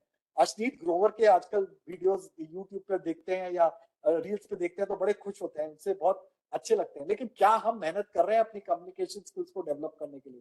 तो उससे पहले सबसे इंपॉर्टेंट तो मैं बताना चाहूंगा कि यदि आप न्यूज़पेपर नहीं पढ़ रहे, चाहे आप 9th के बच्चे हैं, 10th के बच्चे हैं, 11th के, 12th के, तो आप गलत कर रहे हैं। न्यूज़पेपर में आप फर्स्ट पेज चाहे ना पढ़ें, लेकिन आप एडिटोरियल पढ़ रहे हैं कि नहीं पढ़ रहे? क्या आपको पता है कि आसपास क्या है? मैं बच्चों से पूछता हूं, हैरानी की बात है कि दिल्ली में कितनी नदी बहती है, तो बच्चों को नहीं पता। बच्चे बोलते हैं बृहस्पति, ब्रह्मपुत्रा, पता नहीं क्या क्या आंसर देते हैं, which is amazing, which is bad. तो क्या मैं अपनी दुनिया के बारे में जानता हूँ, या सिर्फ मूवीज से प्रोत्साहित हूँ? यदि पूछे कि आलिया भट्ट के बारे में क्या है, तो सब बच्चों को शायद पता है। गलत है, वो भी जानना शायद जरूरी है, लेकिन आपको जनरल अवेयरनेस होनी चाहिए। तो आपको कम्युनिकेशन स्किल्स सीखना जरूरी है, आपको जनरल अवेयरनेस आनी जरूरी है। दूसरी बात, जितने बच्चे मैथ से डरते हैं, मेरे हिसाब से मैथ से डरना गलत है। क्या आप वैदिक मैथ्स के यूट्यूब पे वीडियोस देख के शॉर्टकट सीख सकते हैं? फॉर एग्जाम्पल आपको बताता हूँ, मैंने बताया, पहले भी बताया, 25 का स्क्वायर क्या है? सब बच्चे डरते हैं मैथ्स करने में। अब पूछे कैलकुलेशन करने के लिए, छोटे से छोटे तरीके हैं। हमारी कंट्री में वैदिक मैथ्स अवेलेबल है। पूरी दुनिया में तो आप जाएं तो यूएस में तो कॉलेजेस करा रहे हैं, हम इसको भूल गए हैं। हमें लगता है मैथ्स है, बहुत डरावना है, और डर जाते हैं। हर जगह पे छोटा मोटा मैथ्स तो इस्तेमाल होता है। जब हम मोबाइल नंबर भी याद करते हैं तो मैथ्स है। मैं आज कुछ खरीदने जाते हैं तो भी मैथ्स है। 25 का स्क्वायर 625 है, यदि आप समझें तो 5 का स्क्वायर 25 है, और जो भी टेंस पे डिजिट है, जो 2 लिखा है, यदि उसको आप नेक्स्ट नंबर से मल्टीप्लाई करें जो 3 है, तो आपका आंसर आ जाएगा 625। यदि आप 85 स्क्वायर को कैलकुलेट करना चाहें तो कैसे करेंगे? फिर से 5 स्क्वायर 25, 8 के बाद क्या है? 9, 8 into 9 is 72, so the answer is 7225. The point I'm trying to make here is shortcuts are available, it can be simplified. आप उससे फोबिया मत बनाएं, वॉल मत क्रिएट करें। कुछ बच्चों से बात करें, क्या कर रहे हैं ह्यूमैनिटीज, मैथ्स कैसा, डर लगता है, बहुत डर लगता है। मैथ्स एक फोबिया है, वॉल है, मत करें फोबिया। हम नहीं कह रहे कि आप कैलकुलस सीखें, हम नहीं कह रहे कि आपको वेक्टर आना जरूरी है, but basic percentages, profit and loss के क्वेश्चंस तो आपको आने चाहिए। क्योंकि हर छोटे छोटे छोटे एंट्रेंस में, आज जब लॉ के एंट्रेंस में भी जाते हैं तो आपसे कुछ बेसिक सवाल पूछे जाते हैं, तो डरने की जरूरत नहीं है। तो आपको अपनी मैथमेटिकल स्किल्स इंप्रूव करनी चाहिए, आपको जनरल अवेयरनेस स्किल्स इंप्रूव करनी चाहिए, आपको अपनी कम्युनिकेशन स्किल्स इंप्रूव करनी चाहिए। और एक बहुत बड़ी बात जो मुझे लगता है कि मैं बड़ा हो गया वापस जाता, तो खेलना जरूरी है। यदि आप स्पोर्ट्स में पार्टिसिपेट कर रहे हैं, किसी भी टाइप के स्पोर्ट्स में, और मैं वीडियो गेम की बात नहीं कर रहा हूँ, मैं वीडियो गेम से बहुत नफरत करता हूँ, बहुत बुरी चीज है, वीडियो गेम की बात नहीं। आप बाहर जाके फुटबॉल खेलें, आप टेनिस खेलें, आप क्रिकेट खेलें, आप कुछ भी खेलें, लेकिन थोड़ी देर घर से बाहर आए, फिजिकल फिटनेस जरूरी है। We have all realized that more or less during COVID also जरूरी है। तो what I would say is, just to summarize, is long term goal होना जरूरी है। लॉन्ग टर्म गोल पे ज्यादा मेहनत करें। गोल निर्धारित हो गया तो रास्ता भी मिल जाएगा, अलग अलग रास्तों से पहुंच सकते हैं। कोई भी कंप्यूटर साइंस करके पहुंचेगा, बीटेक करके, चाहे बीटेक के बाद भी लोग एमबीए करते हैं, क्या मैं ह्यूमैनिटीज के बाद एमबीए करके पहुंच सकता हूँ? आज आईएम अहमदाबाद से पूछें तो बोलता है कि यदि आप ह्यूमैनिटीज के बच्चे हो तो मैं आपके कम कैट स्कोर पे भी आपको एडमिशन दे दूंगा, बिकॉज मुझे डाइवर्सिटी चाहिए। आप इंजीनियर हो तो आप मत आओ, क्योंकि आप इंजीनियरिंग क्षेत्र में चले जाओ। तो पॉइंट इज कि लॉन्ग टर्म गोल डिसाइड करना जरूरी है। पाथ कुछ भी हो, आप पाथ की भी तलाश करें, लेकिन पाथ पे बहुत ज्यादा फोकस ना करें, अपने लॉन्ग टर्म गोल्स पे डिसाइड करें। करियर, हर तरह के 10,000 से ज्यादा करियर्स अवेलेबल है पूरी दुनिया में। खुश रहना जरूरी है, ओवरऑल डेवलप करना जरूरी है, अपने को अपस्किल करना जरूरी है। हम वीडियो गेम खेलते हैं, कंप्यूटर साइंस पे, एक्सेल पे काम नहीं कर सकते, हम प्रोग्रामिंग नहीं कर सकते, ये सब चीजें जरूरी है, इन सबको डेवलप करना जरूरी है।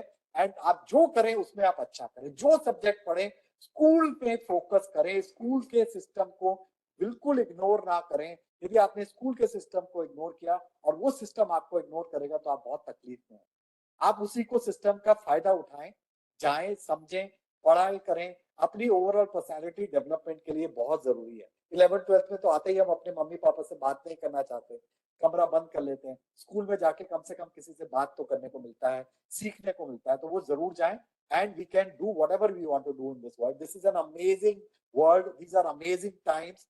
पूरी दुनिया हमारी कंट्री को देख रही है, हर जगह ऑप्शंस अवेलेबल हैं। हम बहुत खुश होते हैं जब हमें पता चलता है कि सुंदर पिचाई इंडियन है, हमें पता चलता है सत्या नदेला इंडियन है, हमें पता चलता है कि अजय बांगा को वर्ल्ड बैंक में लिया जा रहा है, गीता गोपीनाथ IMF में है, क्या हम उस लायक अपने को बना सकते हैं? बिल्कुल बना सकते हैं। अपॉर्चुनिटीज की कोई कमी नहीं है, शायद हमारे एफर्ट की और फोकस की कमी है। यदि हम वो डालेंगे तो किसी भी मंजिल तक हम उसको पहुंच सकते हैं। थैंक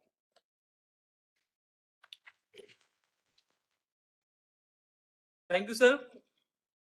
चूंकि अब यह प्रश्नोत्तरी का सेशन है, तो मैं आग्रह करना चाहूंगा वेबिनार से जुड़े सभी सदस्यों से, बच्चों से, BSF और CRPF के, कि वे हमारे वक्ता द्वारा दिए गए सुझावों पे आपका कोई भी सवाल हो तो कृपया पूछिए। सवाल बारी बारी से पूछा जाएगा और सवाल के लिए हमारे पास 15 से 20 मिनट का समय रहेगा। तो कोई भी एक स्टेशन जहाँ पे बच्चे बैठे हों, जो अपने कैरियर से संबंधित कुछ परामर्श आप लेना चाहें, तो हमारे व्याख्याता से तो आप पूछ सकते हैं।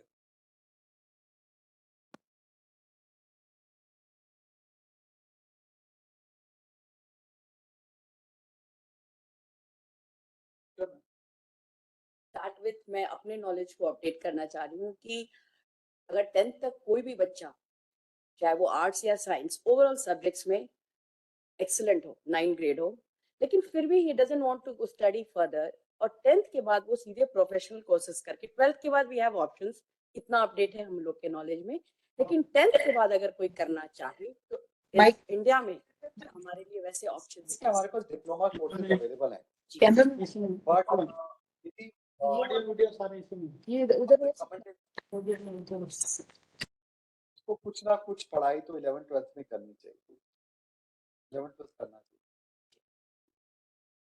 ये जानना चाह रहे थे, काफी क्वेश्चंस आए थे हमारे पास कि 10th के बाद कोई वोकेशनल कोर्सेज हैं कि नहीं। बिल्कुल अवेलेबल है, वोकेशनल कोर्सेज अवेलेबल है, डिप्लोमा कोर्सेज अवेलेबल है, ITI टाइप के इंस्टीट्यूशंस अवेलेबल हैं, बिल्कुल कर सकते हैं, लेकिन और अपार्ट फ्रॉम टेक्निकल कोई एंटरप्रेन्योरशिप प्रोग्राम्स वगैरह, if they want to, they are saying कि अगर हम बिजनेस में जाना चाहते हैं तो हम क्यों 11th 12th में अपने टाइम पर बात करें। देखिए बिजनेस करना चाहते हैं तो जब तक हम फाइनेंस नहीं समझेंगे, मार्केटिंग नहीं समझेंगे, लोगों से रिलेशनशिप नहीं समझेंगे, हम अच्छे बिजनेसमैन नहीं बन पाएंगे। इसीलिए MBA था, क्योंकि आपको एक होलिस्टिक अंडरस्टैंडिंग मिलती है marketing, finance, HR, operation system. तो 11th 12th में पढ़े, कॉमर्स विदाउट मैथ पढ़े, कॉमर्स विदाउट मैथ्स के साथ एक एंटरप्रेन्योरशिप सब्जेक्ट अवेलेबल है हमारे पास, BST सब्जेक्ट है, बिजनेस स्टडीज जिसको कहते हैं, एंटरप्रेन्योरशिप अवेलेबल है, जिसमें प्रैक्टिकल एप्लीकेशन होता है, स्टार्टअप आइडिया पे काम करना सिखाया जाता है, ताकि वो जरूरी।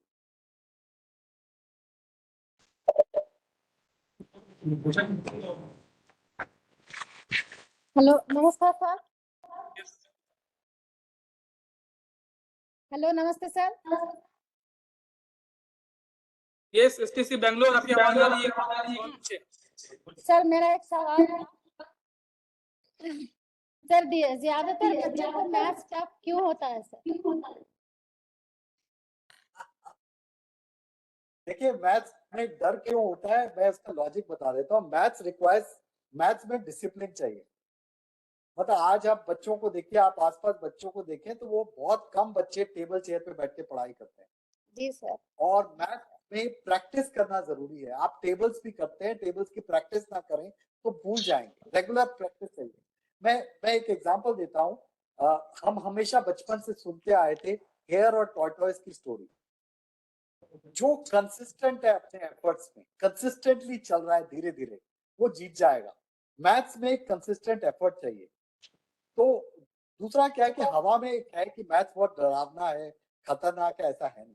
देखिए मैंने इंजीनियरिंग की है और जब मैं 11th में पहुंचा तो मुझे मैथ्स से बहुत डर लगता था, लेकिन उस जमाने में तो चांटा पड़ जाता था, तो मुझे पढ़ा, तो उसके बाद पता चला कि मैथ्स पढ़ना ही पड़ेगा, तो मैं पढ़ा। पॉइंट इज कि डरने की जरूरत नहीं है, उसको सीखना जरूरी है। तो आप अच्छे टीचर के पास जाएं, आप वैदिक मैथ सीखें, एक बार कंफर्टेबल आ जाएगा तो बच्चे नहीं डरते। सर कोई तरीके बताएंगे आपके, कैसे इंटरेस्ट बढ़ाएंगे बच्चों का मैथ्स में? देखिए मेरे हिसाब से बेसिक से स्टार्ट करें। YouTube के ऊपर फ्री वैदिक मैथ्स के वीडियोस अवेलेबल हैं, जिसमें शॉर्टकट सिखाए गए हैं कि कैसे शॉर्टकट इस्तेमाल करके क्वेश्चन को सॉल्व किया जाता है, ये ध्यान करें। दूसरी बात, जब भी मैथ्स करें एक फिक्स टाइम बना लें, हफ्ते में 2 घंटे 3 घंटे, जो बच्चा टेबल चेयर पे बैठ के अपने सब्जेक्ट की अच्छे से रिवीजन करे। उसका तरीका बता देता हूँ। हमेशा स्कूल जाने से पहले बच्चे को चैप्टर पढ़ के जाना चाहिए मैथ्स का, किसी भी सब्जेक्ट का, ताकि जब स्कूल में जाए तो स्कूल में रिवीजन हो और घर में जाके वो प्रैक्टिस करे। जितना लिख लिख के प्रैक्टिस करेगा उतने अच्छे नंबर आएंगे। ओके सर, ओके, धन्यवाद sir, thank you so much. कोई और स्कूल जी, जहाँ सर। से बच्चे जुड़े हों? Jane sir from GC Agartala sir. Yes, GC Agartala. Good evening, sir. I am Nancy. I am taking class 9.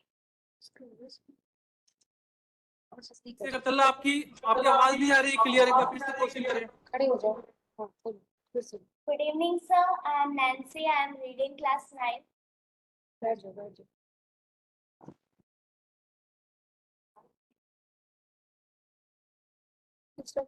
Yes, question repeat करें। Good evening, sir.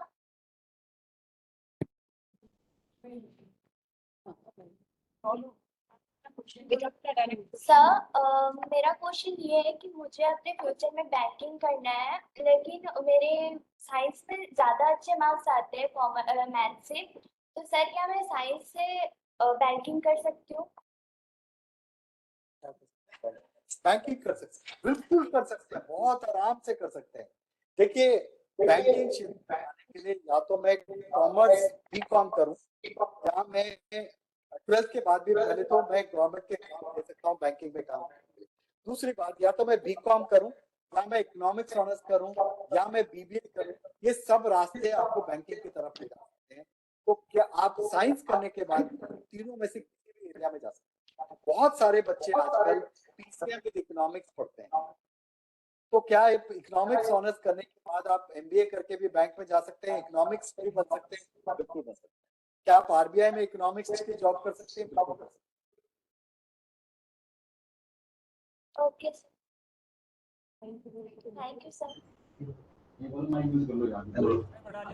evening, sir. Sir, अगर कोई हमें लॉन्ग आंसर्स याद करने हो या फिर कोई फॉर्मूला याद करना हो तो उसका क्या टेक्निक हो सकता है?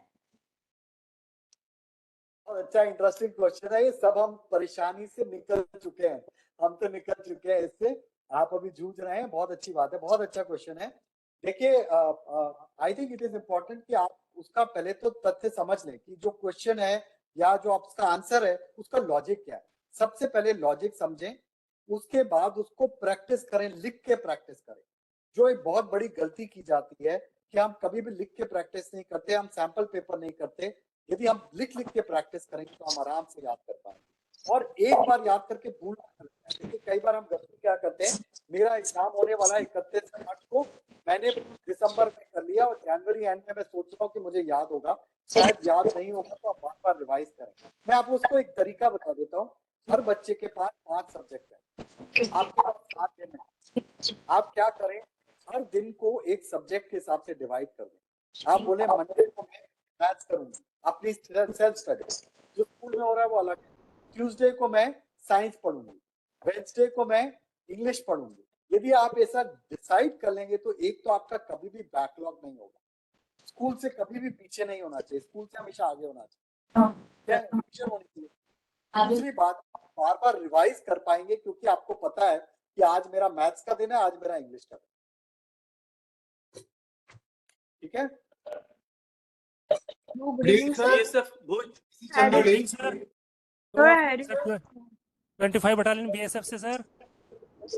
हेलो सर मेरी आवाज आ रही है सर? यस, 25 बटालियन बीएसएफ आवाज आ रही है आपकी, क्वेश्चन करें। Sir, I am Sunil from BSF school फ्रेंडिया जम्मू। सर, मेरा एक क्वेश्चन है कि आपने जो अभी साइकोमेट्रिक टेस्ट बोला, सर वो जो उसके जो टूल्स है सर हमारे इंडिया में कहाँ पे अवेलेबल है, और अगर हमें अपना ये फ्यूचर उससे पता करना हो तो सर वो कैसे किया जाए? देखिए, मैं यहाँ पे सेल्स कॉल नहीं दूंगा। मेरे हिसाब से आप क्या करें, गूगल पे जाके फ्री साइकोमेट्रिक टेस्ट टाइप करें, आपको 5 या 6 फ्री साइकोमेट्रिक टेस्ट अवेलेबल हो जाएंगे।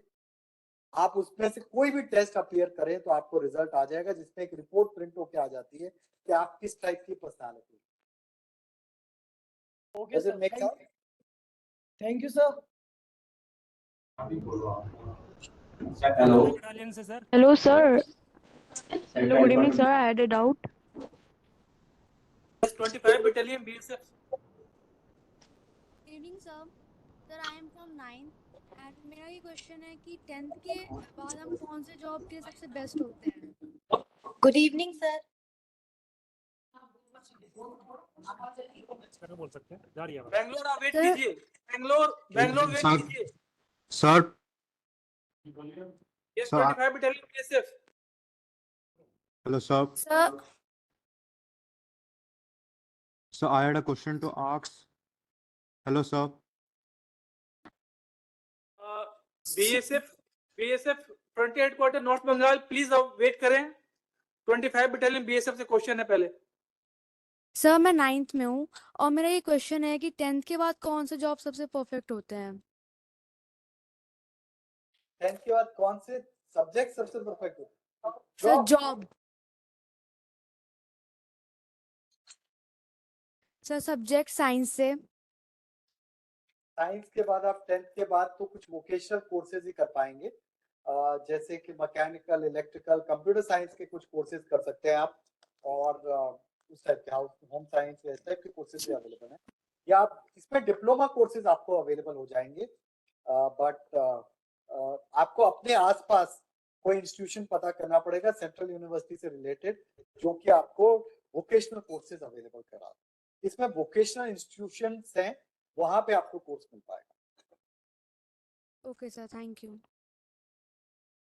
Yes, frontier headquarter BSF north Bengal.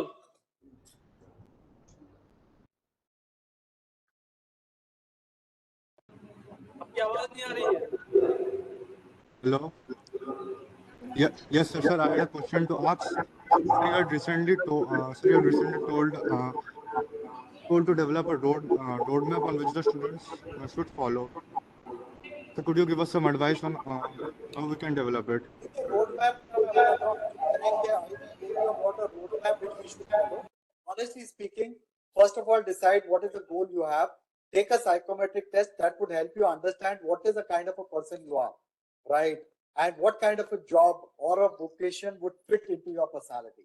वो आप पता कर लें। उसके बाद फॉर एन एग्जांपल, यदि आप सोचते हैं कि 15 साल बाद मुझे किसी कंपनी का CEO बनना है, तो आप उसके हिसाब से अपना रोड मैप कैसे बनाएंगे कि मुझे 11th-12th में क्या सब्जेक्ट्स चूज करने चाहिए, उसके बाद मुझे कौन से कॉलेज में या किस कोर्स को परस्यू करना चाहिए। फॉर एग्जांपल, ये मैं IIM इंदौर में जाके BBA MBA का कोर्स परस्यू करूं, उसके बाद मुझे इंटर्नशिप्स कहाँ करनी चाहिए, और उस हिसाब से आप अपना रोड मैप बनाएंगे तो आपको काफी सफलता आराम से मिल पाएगी। That is the direction you want, correct? Thank you, sir. Sir 25 battalion से सर एक क्वेश्चन और है सर।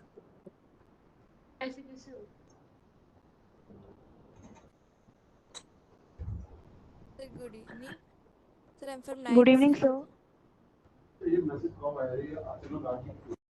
सर SSC के लिए क्या क्या करना है? SSC के लिए आप SSC के लिए 12th के बाद SSC का एग्जाम दे सकते हैं। इसके लिए आपको मेंटल एबिलिटी, इंग्लिश और जनरल अवेयरनेस की तैयारी करनी है।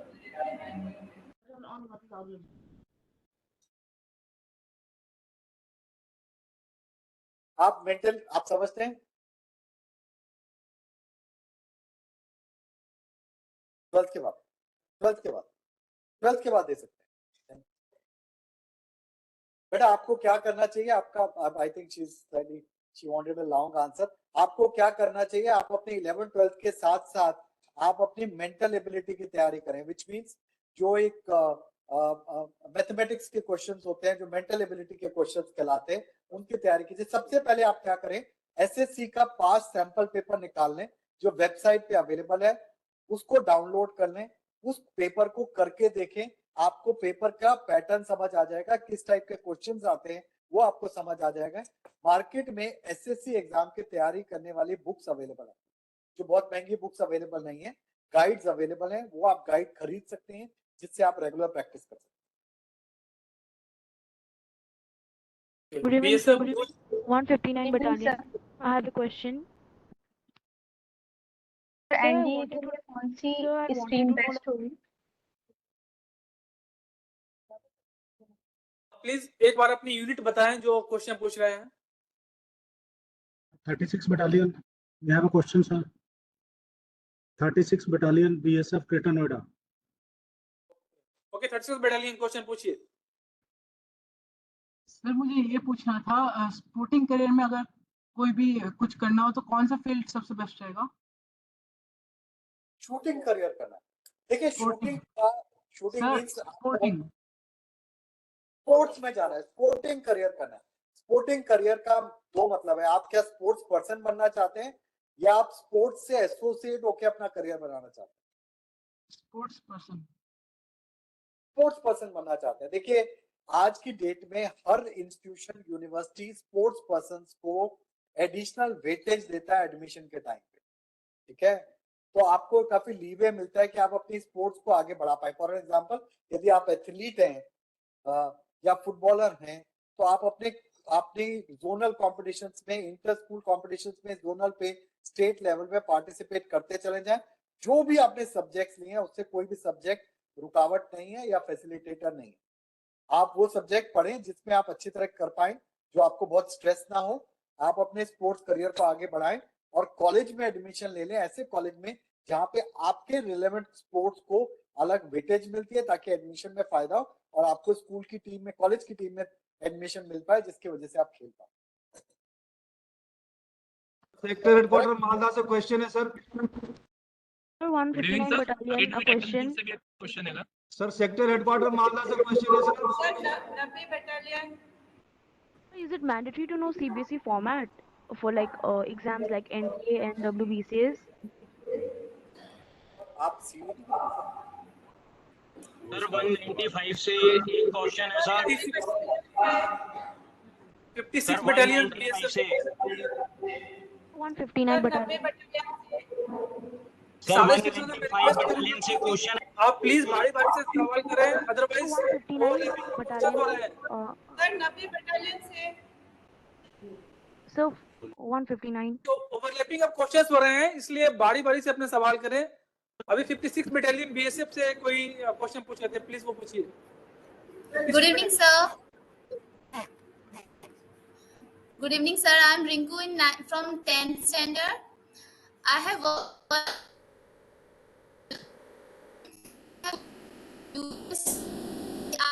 subject we have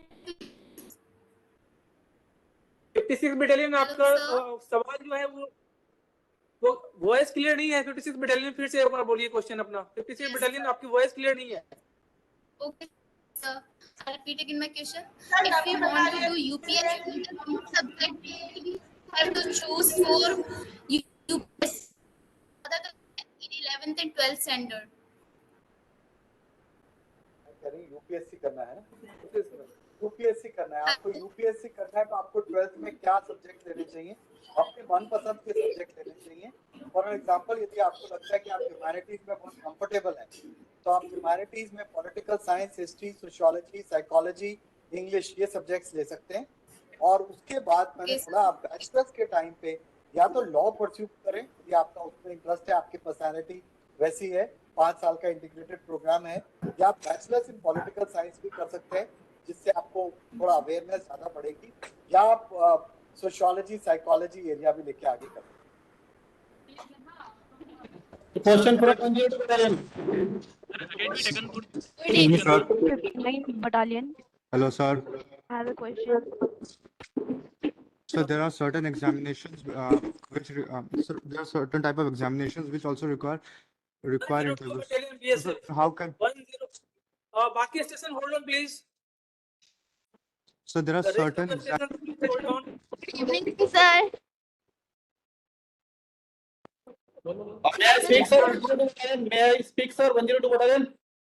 102 battalion please. 109.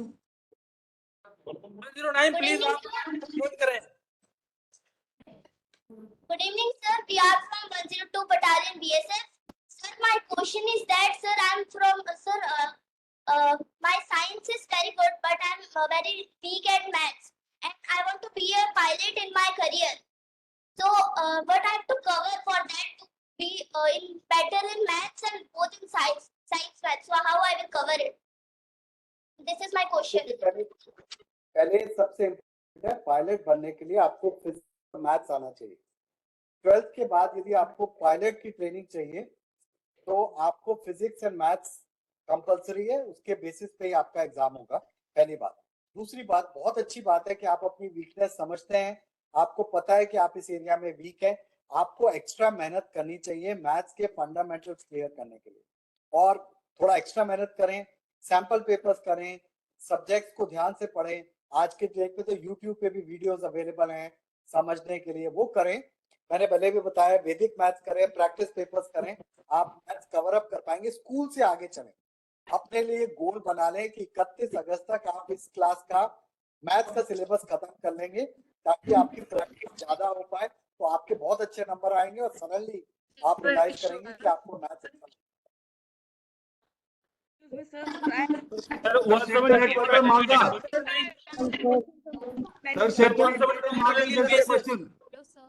Good evening, sir. 109. Hello, sir.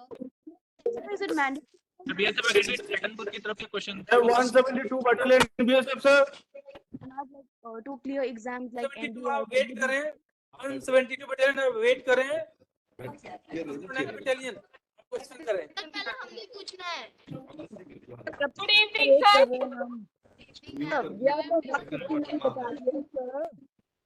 Sir, battalion. Hello, good evening, sir. Good evening, sir. I have a question. Is it mandatory to know CBSE format or like go to CBSE school? Hello, good evening, sir.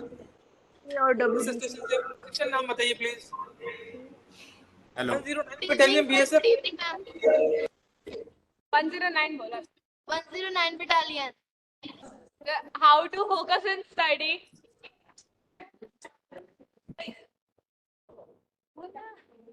Hello? Hello. Sir, how to focus on study? Yes, 109 सुंदर बनी। Yes. Sir, how to focus in study when we are tired?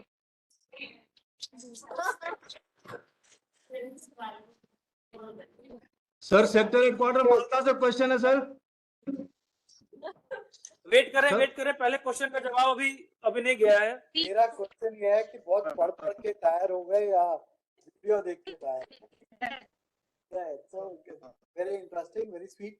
आपको यदि आपको लगता है कि आप थक गए हैं, मेरे ख्याल से पढ़ने के लिए जरूरी है एक डिसिप्लिन शेड्यूल। यदि आपके पास एक हफ्ते का शेड्यूल बना हुआ है जो आपने एक कॉपी पे या अपनी टेबल पे चिपका रखा है, जिसमें एक क्लैरिटी है कि आप किस दिन कितने घंटे क्या सब्जेक्ट पढ़ेंगे, यदि आप उसको रिगुलरली फॉलो करेंगे तो आपको कोई मतलब नहीं है कि आप थक गए या आप अच्छी तरह, आप आराम से अपने सब्जेक्ट को कवर अप कर पाएंगे। हमारी प्रॉब्लम क्या है, जब हम बहुत थक जाते हैं या हमारा बैकलॉग क्रिएट हो जाता है तो हम बुक्स उठाने की तरफ जाते हैं और तब लगता है या तो नींद आ गई या हमारे को कुछ और चीज ने किसी ने बुला लिया या हम कहीं बिजी हो गए। हमारे पास जब बैकलॉग होगा स्कूल की तरफ से अपने काम में, तब तक हमारी परफॉर्मेंस अच्छी नहीं आएगी। तो आपको प्रीएम्प्ट करना पड़ेगा और अपना शेड्यूल और यदि बहुत थक गए Thank you, sir. Thank you, sir. नमस्ते सर, 90 बटालियन से। Hello. Sir 172 battalion BSF sir. Sir 90 battalion से। 90 बटालियन BSF से क्वेश्चन है। बोलो।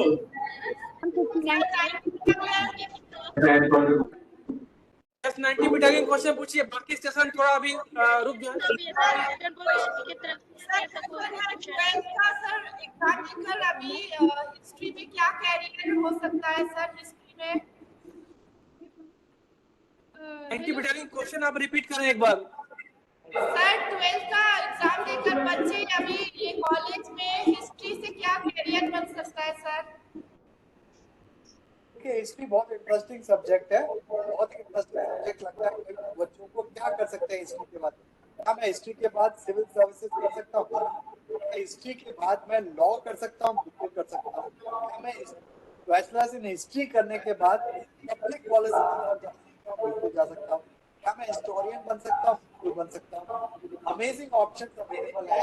आप क्या करना चाहते हैं, किस डायरेक्शन में जाना चाहते हैं, बिल्कुल कर सकते हैं। इंटरेस्टिंग बात यह है कि आज बहुत सारे मैनेजमेंट हिस्टोरियंस को बुलाया जाता है बच्चों को बताने के लिए कि हमारी हिस्ट्री कैसे इवॉल्व हुई, ताकि उन्हें मैनेजमेंट डिसीजंस में हेल्प मिले। तो क्या आप हिस्ट्री की टीचर बन सकते हैं? आप हिस्ट्री के प्रोफेसर बन सकते हैं? बिल्कुल बन सकते हैं। सर सेक्टर हेडक्वार्टर मालदा से क्वेश्चन है sir. Hello good evening sir. 195 battalion sir. Hello 73 battalion से सर। 195 बटालियन से सर। सर 195 बटालियन से sir. Good evening sir. Hello good evening sir. Sir 195 battalion sir. Hello good evening sir. Sir I am speaking from Hello, good evening, sir. Hello. We are from sector Jalpaiguri. We have one question, please, sir. Yes, Jalpaiguri. Good evening sir. I have one question. Question ये है कि अगर कोई बच्चा physically challenged है या special child है और पढ़ाई में वो वीक है तो स्पोर्ट्स में अच्छा है, तो स्पोर्ट्स में कुछ ऐसे चांसेस हैं कि वो आगे कुछ बेटर कर सकता है स्पोर्ट्स में?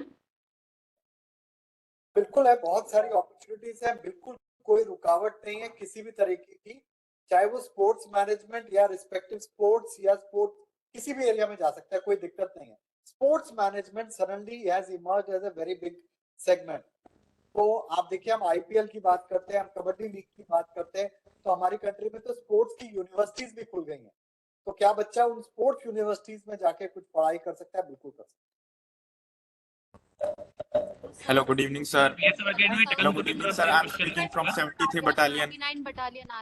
Hello. क्वेश्चन है सर 195 से। क्वेश्चन है sir. Hello, good evening, sir. I'm speaking from 73 Battalion, Ajnala. 195 battalion sir. Only one question. Hello, good evening. 126 battalion. 195 battalion question कीजिए। 195 battalion. Hello, good evening, sir. My name is Anjali Sharma. I'm in 10th standard. वो फिर mute पे हो जा रहा है। I'm in 10th now. I'm good in maths, but I'm not good in science. Good evening, sir. NDA and to become Question. doctor. So what should I कि sir अभी जैसे हम लोग 11th क्लास में मूव है तो जो syllabus में बहुत ड्रास्टिक चेंजेस हुआ है, तो फिर उस सिलेबस को हम कैसे मैनेज कर सकते हैं?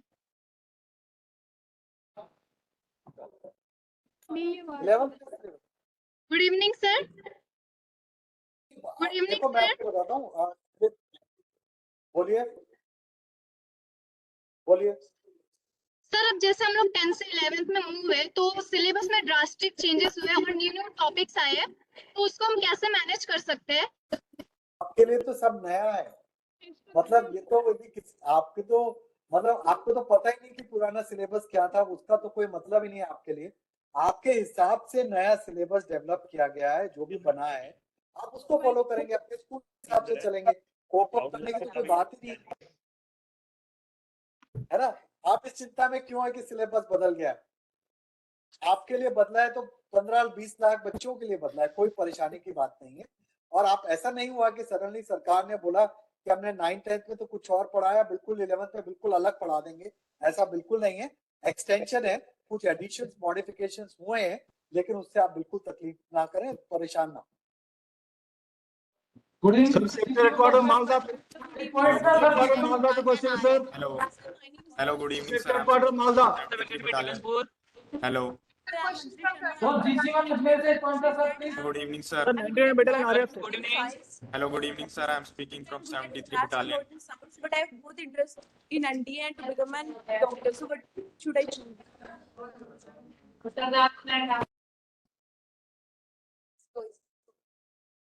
73 battalion BSF। 73 battalion BSF Hello. Voting करें। Hello, good evening, sir. Sir मैं 73 बटालियन अजनाला से बोल रहा हूँ। तो सर एक्चुअली मैं ना एथलीट हूँ, मैं क्रिकेट खेलता हूँ। तो अकॉर्डिंग टू माय एक्सपीरियंस मैं अभी जो है मतलब कॉलेज में जो सब्जेक्ट्स पढ़ रहा हूँ, अकॉर्डिंग टू माय एक्सपीरियंस वो जितने भी सब्जेक्ट्स मैं पढ़ रहा हूँ वो अभी तक मेरे जो है गेम में अभी तक कहीं मतलब जो है काम आए नहीं है, मतलब मैं इम्प्लीमेंट नहीं कर पा रहा हूँ उन जो भी सब्जेक्ट्स हैं। बस जो फिजिकल एजुकेशन जो एक सब्जेक्ट है उनमें जो मतलब नॉलेज मेरे को मिली है, जो भी मैं पढ़ रहा हूँ उसमें, उसमें से कुछ नॉलेज जो है मैं अपने गेम में इम्प्लीमेंट कर पाया हूँ, लेकिन बाकी के जो सब्जेक्ट्स हैं वो मेरे मतलब काम नहीं आ रहे मेरे गेम में, मेरे को मतलब इम्प्रूव करने में। तो क्या मुझे स्टिल जो है उन सब्जेक्ट्स पर रहना चाहिए, उसको आगे कंटिन्यू करना चाहिए, या फिर मेरे को सिर्फ अपने गेम पर जो है फोकस करना चाहिए? देखिए, हर्षा भोगले का नाम जानते हैं, है ना, जानते हैं। सुनील गावस्कर का नाम भी आप जानते हैं, क्रिकेटर हैं।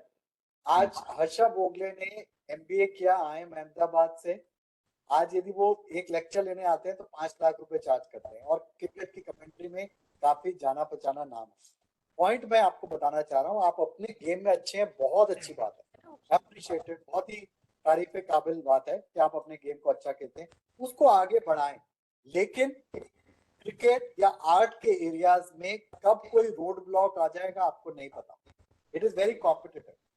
तो क्या आपको कोई और स्किल भी अपने साथ साथ में डेवलप करनी चाहिए? बिल्कुल करनी चाहिए। क्या पढ़ाई पे ध्यान देना चाहिए? बिल्कुल देना चाहिए। हम नहीं कह रहे कि आप 100% नंबर लेके आए, हम नहीं कह रहे कि आप हम ये भी नहीं कह रहे कि आप फेल हो जाए।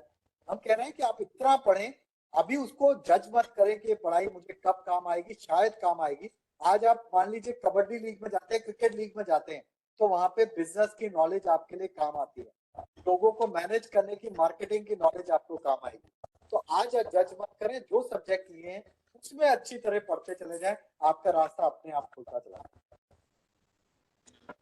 Thank you sir. Good evening sir, 25 battalion से सर। 99 बटालियन आ रहे हैं। Battalion sir. 99 battalion RAF। 26 battalion. Hello good evening sir, Jammu frontier से question sir. Good evening sir. Sir good evening, battalion RAF question करें sir मेरा commerce मेरा without maths है, but मुझे यूपीएससी करना है, तो क्या मैं कर सकती हूँ? सारे कर सकते, कोई रुकावट नहीं है। आप क्या सब्जेक्ट ले रहे हो उससे यूपीएससी बिल्कुल कर सकते हैं। आप सोशियोलॉजी पढ़ रहे हो, आप साइंस पढ़ रहे हो, आप इंग्लिश पढ़ रहे हो, कोई रुकावट नहीं है, कोई कुछ नहीं। Hello sir, so there's a question headquarters Sunamani. Okay sir, thank you sir. Sir good evening sir. Good evening sir, 25 battalion से sir. Good evening sir, 26 battalion BSF academy Tekanpur question करें। BSF academy Tekanpur. Thank you sir, please question कीजिए। Good evening sir, मैं BSF academy Tekanpur से बोल रही हूँ। Sir मैं class 10 में पढ़ती हूँ और मेरा एम है कि मैं आर्मी में ज्वाइन होना चाहती हूँ, और मेरा फेवरेट सब्जेक्ट है इंग्लिश। तो सर आप मुझे बता सकते हैं कि मैं 10th के बाद कौन सा सब्जेक्ट लेके चलूँ?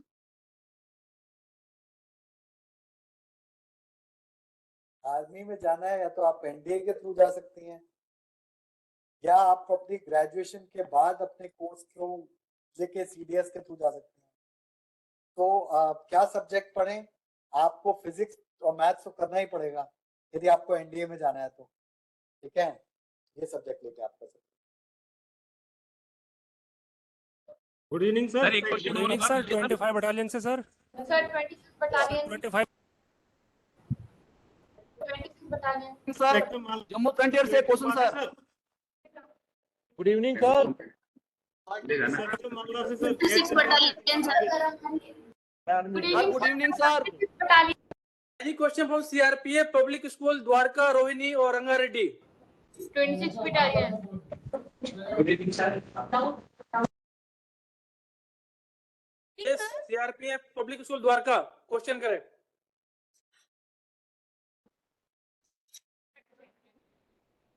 Good evening, sir. Good evening, ma'am.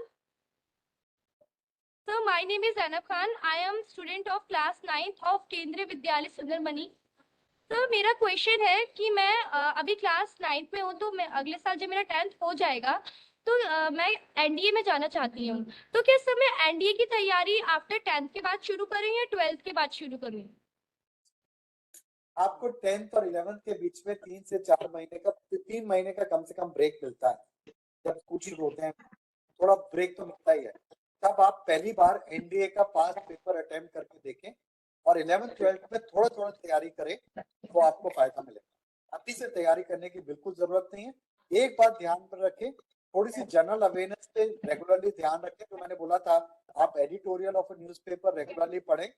Second, आप अपनी थोड़ी इंग्लिश इंप्रूव करते रहें बस माइक ऑन है, ऑटोमेटिक इसको कर देते हैं, अनम्यूट कर देते हैं। So one last question from CRPF Public School Dwarka, because समय की थोड़ी पाबंदी है, तो एक आखिरी सवाल CRPF Public School Dwarka से। Excuse me, sir. Good evening, sir. Good evening, sir. 43 battalion. 43 battalion, please थोड़ा होल्ड करें आप। CRPF Public School Dwarka question करें। Excuse me, sir. I'm Ajay of class 12 from CRPF Public School Dwarka.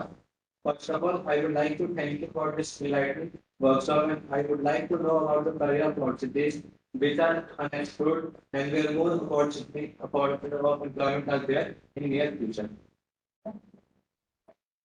Thank you. CRPF Public School Dwarka, Good evening, आपकी sir. तरफ 25 battalion से sir. Just 25 minute wait करें। CRPF Public School Dwarka, आपकी तरफ से, बच्चों की तरफ से कोई एक सवाल जो आप कैरियर प्रोग्रेशन या कैरियर के लिए कुछ पूछना चाहे हमारे आरसी काउंसलर से। So I would like to know about the career options which are unexplored and where more opportunities for employment are there in near future. Voice is not clear. Dwarka. Good evening, Good evening, sir. sir. 25 battalion से sir. Good evening, sir. Good evening, sir. 73 battalion. 41 battalion से मेरा question है। 26 battalion. I have a question. देखिए हम घूम फिर के उसी बात को कर रहे हैं कि कौन सी अपॉर्चुनिटी बेस्ट है। यहाँ पे सबसे ज्यादा अपॉर्चुनिटी का मतलब कोई पैसा तो नहीं है। गुड इवनिंग सर, 44 बटालियन से। हर जगह अपॉर्चुनिटी अवेलेबल है, चाहे आप कंप्यूटर साइंस करें, चाहे आप पॉलिटिकल साइंस करें, चाहे आप सोशियोलॉजी करें, चाहे आप मेडिसिन करें, आप चाहे डिजाइन करें। यदि आप अपने क्षेत्र में सबसे अच्छे हैं तो आपको जॉब अपॉर्चुनिटीज या अपॉर्चुनिटीज करियर की अवेलेबल होंगी। आज हम डिजाइनर देखते हैं हमारी कंट्री में, मसाबा गुप्ता के डिजाइन बहुत अच्छे हैं तो शी इज मिंटिंग मनी। आज कोई एक्टर बहुत अच्छा है, बहुत अच्छे पैसे कमा रहा है। अभी मैंने हर्षा भोगले की बात की, is an amazing actor. Good evening, sir. Good evening, sir. 26 शादी के फोटोग्राफर्स 4-5 लाख तो अमेजिंग अपॉर्चुनिटी है। आप जिस एरिया में अच्छे हैं उसको बढ़ाएं, वहाँ पे एस्टैब्लिश करें तो आपको फायदा रहेगा। ये मत सोचें कि किस अपॉर्चुनिटी में सबसे पहले अपॉर्चुनिटी है। 10 साल पहले हम टेलीकॉम मैनेजमेंट की बात करते थे, आज हम आर्टिफिशियल इंटेलिजेंस की बात कर रहे हैं, कल हो सकता है मास रीसेटलमेंट की बात करें। समय बदल रहा है तेजी से, तो एक चीज को हम आइडेंटिफाई नहीं कर सकते। इसी में अपनी स्किल्स बढ़ाते चले, अपना फोकस क्लियर रखें तो आप आगे बढ़ जाएंगे। 26 battalion BSF. Sir, 73 battalion BSF. Good evening, sir. 26. 72 battalion. Sir, 73 battalion. 26 battalion Govindpur. Excuse me, sir. Good evening, sir. 73 battalion BSF. Good evening, sir. Sir, I have a question. Like nowadays, most Good of evening, sir. Sir, can I ask? Please wait. 26 battalion Govindpur. Please ask the question. Good evening, sir. Good evening, ma'am. Ma'am, nowadays most of the children have like this distraction problem. So, can you please tell us some solution? Like, how can we fix that? Distraction problem, वो देखिए आपसे ज्यादा तो हम बहुत worried हैं distraction problems के लिए। ठीक है, चाहे वो रील्स है, वीडियो गेम्स है, नेटफ्लिक्स है, ये बहुत बड़े डिस्ट्रैक्शंस हैं। बिल्कुल, आप यदि बहुत अच्छी बात है कि आप समझ पा रहे हैं कि डिस्ट्रैक्शन है, वो वर्ड डिस्ट्रैक्शन है, करेक्ट, और वो हॉबी नहीं है आपकी। तो यदि हम अपनी सबसे पहले यदि हम प्रॉब्लम को समझ गए तो उसका हम सॉल्यूशन ढूंढ पाएंगे। आप अपनी प्रॉब्लम समझे कि किस चीज का डिस्ट्रैक्शन है, सोशल मीडिया का डिस्ट्रैक्शन है या किसी और चीज का डिस्ट्रैक्शन है, उस डिस्ट्रैक्शन को धीरे धीरे लिमिट करते चले जाएं। और ये ध्यान में रखें कि यदि आप अपनी स्किल्स को अपग्रेड नहीं कर रहे, यदि आप एकेडमिकली अपने लिए फोकस नहीं कर पा रहे, तो आपको आगे कोई ग्रोथ नहीं मिल पाएगी। अभी देखिए, हमने बहुत सारे लोगों को देखा है, आप कहीं जाएं तो देखते हैं लोग बैठ के रील्स देख रहे हैं। ठीक है, तो खाली उससे पैसे नहीं मिलने वाले, उससे अपना करियर नहीं डेवलप होने वाला। तो डिस्ट्रैक्शंस को कम करें और अपने एग्जाम्स को फोकस करें, अपनी पढ़ाई को फोकस करें, वो आपके साथ हमेशा रहेगी। That is what you should. Good evening, sir. Good evening, sir. I am Adarsh Singh, sir, from 73 battalion. Actually समय थोड़ी पाबंदी है, इसलिए अभी GC नागपुर और से एक सवाल हम question यहाँ था, पे नहीं ले please. सकते हैं। Sector Malda sir, sector headquarter Malda sir, question है सर मालदा से सर। ग्रुप सेंटर नागपुर, कोई जो क्वेश्चन आप तुरंत करें। GC Nagpur. Good evening group sir. Centre Nagpur. Excuse me sir. Yes, group centre Nagpur question करें। Good evening sir, Adar Singh from sir 73 battalion. 73 battalion BSF, थोड़ा रुक जाएं। Group Sir? Centre Nagpur.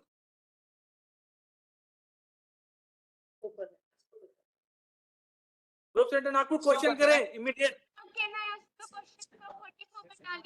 Sir अगर हमें 10th में किसी सब्जेक्ट में परस्यू करना है 11th में जो फर्दर जैसे साइंस है या कॉमर्स है, अगर सर उसमें हमारे 10th में कम मार्क्स आते हैं तो क्या हमें वो सब्जेक्ट छोड़ देना चाहिए? देखिए, आप बिल्कुल क्लियर है कि आपको ये सब्जेक्ट परस्यू करना ही करना है, तो फिर छोड़ने का मतलब तो नहीं बनता। लेकिन दूसरी बात, अभी तो हमारे 10th के पेपर हो चुके हैं कि आपने 10th का पेपर दिया है, तो नई सब्जेक्ट नहीं छोड़ना चाहिए। आपको थोड़ा सा गैप मिला, यदि 10th के एग्जाम्स हो गए हैं तो आप उस सब्जेक्ट के फंडामेंटल्स को रिवाइज कीजिए, उस सब्जेक्ट को पकड़ लीजिए और आगे बढ़ जाए, छोड़ना नहीं चाहिए। Okay sir, thank you sir, thank you very much. तो good evening sir, Adar Singh from 73 battalion BSF। 73 battalion. Yes, question please. 73 battalion BSF. Good evening, sir and ma'am. Sir, I am from Standard 9. My name is Adar Singh. Sir, if we are good in maths and science, then which career which will be good for us, sir? Sir, if we are good in maths and science, then sir, which field will good for us, sir? तो आप अपना 11th 12th में PCM pursue कीजिए, आप probably engineering में अच्छा कर पाएंगे। कौन सी इंजीनियरिंग, वो थोड़ा सा और डिटेल में जाना पड़ेगा, but maths and science both are indicative कि आप या तो इंजीनियरिंग में बहुत अच्छा कर पाएंगे या प्योर साइंसेस, जिसको हम खाली फिजिक्स कहते हैं या मैथ्स कहते हैं या अप्लाइड मैथ्स कहते हैं, वहां बहुत अच्छा कर पाएंगे। तो आप अच्छी तरह परस्यू करें, वेरी गुड, और अच्छे नंबर लेके आए और फिर उसके बाद डिसाइड करें। Good Okay, evening, thank you so 75 much. battalion BSF. Good evening, sir. Session यहीं पे समाप्त होता है। अभी मैं आप सबको एक आग्रह करना चाहूंगा कि अभी किसी भी बच्चे का या किसी भी स्टेशन का कोई सवाल जो अधूरा रह गया है या आप नहीं पूछ पाए हो समय की पाबंदी के कारण, तो जो CRPF के मेंबर्स या बच्चे जो इस प्रोग्राम को देख रहे हैं, वो अपने सवाल कावा की मेल आईडी crpfwwa@gmail.com, और जो BSF के बच्चे या परिवार जो इस प्रोग्राम को देख रहे हैं, वे bwwa2013@gmail.com, इस पे आप अपने सवाल हमें भेज दें, ताकि अपने सवालों के जवाब अपने काउंसलर से लेके हम दोबारा आपको रिप्लाई करेंगे। सो यहाँ पे क्वेश्चन आंसर का सेशन यहीं पे समाप्त होता है। फॉर फर्दर एनी क्वेश्चन जो आपको रह गए हैं, again I am repeating, for the CRPF personal, family बच्चों के लिए मेल आईडी crpfwwa@gmail.com, BSF के लिए bwwa2013@gmail.com पे आप अपने सवाल भेजेंगे, ताकि उस सवाल के आधार पे अपने काउंसलर से जवाब लेके आपको रिप्लाई कर दिया जाएगा। अब प्रोग्राम को आगे बढ़ाते हुए मैं अनुरोध करना चाहूंगा president CRPF family welfare association एवं president BSF wife welfare association doctor Ajita थाउजेंड से कि वे आज के इस कार्यक्रम के आयोजन तथा मुख्य वक्ता द्वारा दिए गए व्याख्यान के संदर्भ में अपना मंतव्य हम सभी से साझा करें। Over to president Kava. Thank you Yuvraj. नमस्कार सर, मालदा का क्वेश्चन रह गया सर। प्लीज, सारे क्वेश्चन सेशन खत्म हो गए हैं, अभी कोई no more question please. Sir, Malda का टर्न नहीं आया सर, आप मेल कर दें। Thank you. Over to president Kava. नमस्कार। करियर काउंसलिंग सेशन के keynote speaker Shri Alok Bansal ji, CRPF Kava की वाइस प्रेसिडेंट, सभी जोनल हेड्स, सभी CAC मेंबर्स, सभी रीजनल हेड्स, BSF बाबा की सदस्यगण, CRPF एवं BSF के सदस्यगण एवं उनके परिवारजन, प्यारे बच्चों तथा सभी वरिष्ठ अधिकारीगण, आज मैं आप सभी से ऑनलाइन माध्यम से जुड़कर बेहद गर्व और खुशी महसूस कर रही हूँ। विशेष रूप से सीआरपीएफ और बीएसएफ के बच्चों से एक ही मंच पर मिलना मेरे लिए बहुत ही गर्व का विषय है। मैं हमेशा बच्चों से मिलने के लिए बहुत एक्साइटेड रहती हूँ, क्योंकि मैं उनकी क्यूरियोसिटी, क्रिएटिविटी तथा चीजों के लिए उनके पैशन से हमेशा प्रेरित रहती हूँ। मुझे यकीन है कि बोर्ड की परीक्षाओं के बाद आप सभी अपने परिवार और प्रियजनों के साथ समय बिता रहे होंगे और आपके परिवारजन द्वारा आपकी देखभाल बहुत अच्छे से की जा रही होगी, जिसके आप हकदार हैं। मैं आपके भविष्य की अगली यात्रा को लेकर वास्तव में उत्साहित हूँ। आपकी परीक्षा का परिणाम चाहे जो भी हो, आप सब अपना काम पूरे जुनून, प्यार और पूरी लगन के साथ करते रहें।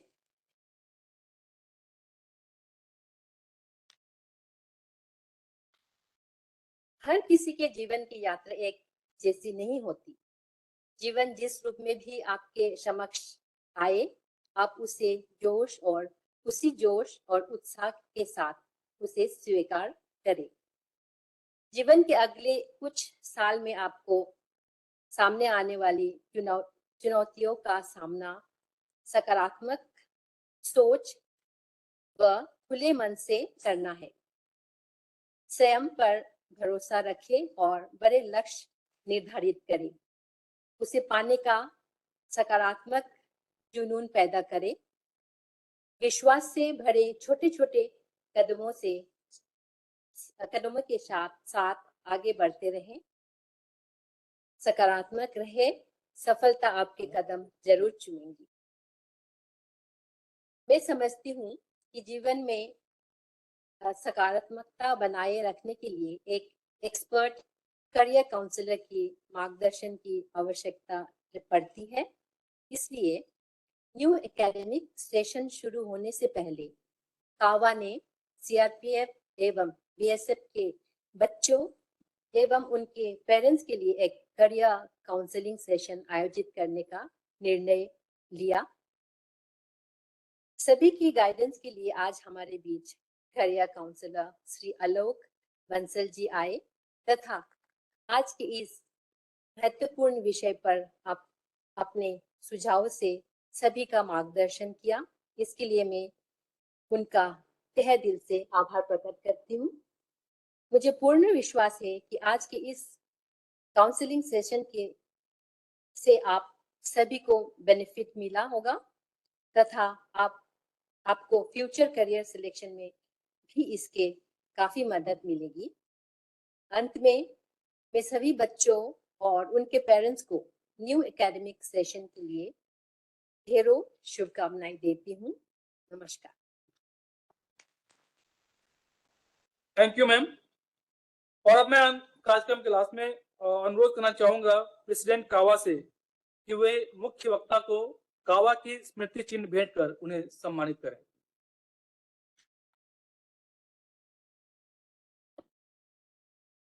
साथ ही मैं आग्रह कराऊंगा वाइस प्रेसिडेंट कावा and Kadarpur academy ADG ma'am से कि वो भी साथ में है।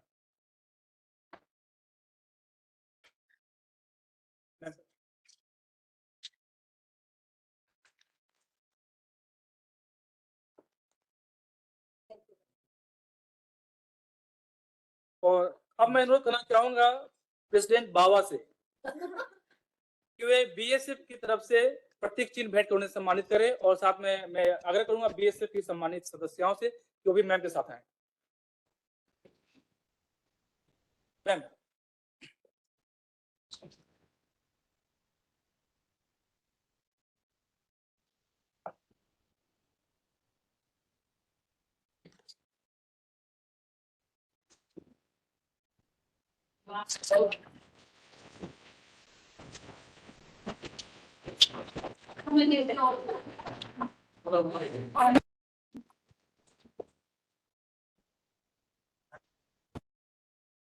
अब मैं निवेदन करूंगा श्री युवराज डिप्टी कमांडेंट से सीआरपीएफ हेडक्वार्टर की तरफ से एक मोमेंट को देख करके सम्मान।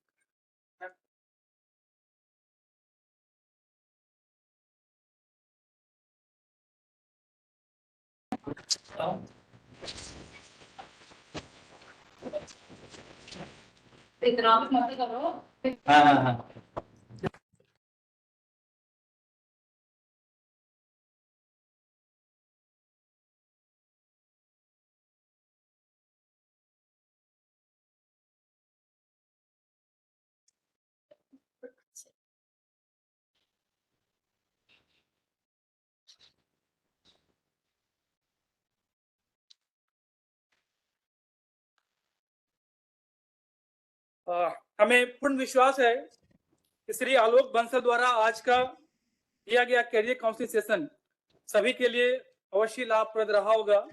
इन्होंने अपना कीमती समय निकालकर बहुमूल्य जानकारी हमारे बच्चों को प्रदान किया, उनका मार्गदर्शन किया तथा अपने अनुभव हमसे साझा किए। इसके लिए इनका बहुत ही आभार।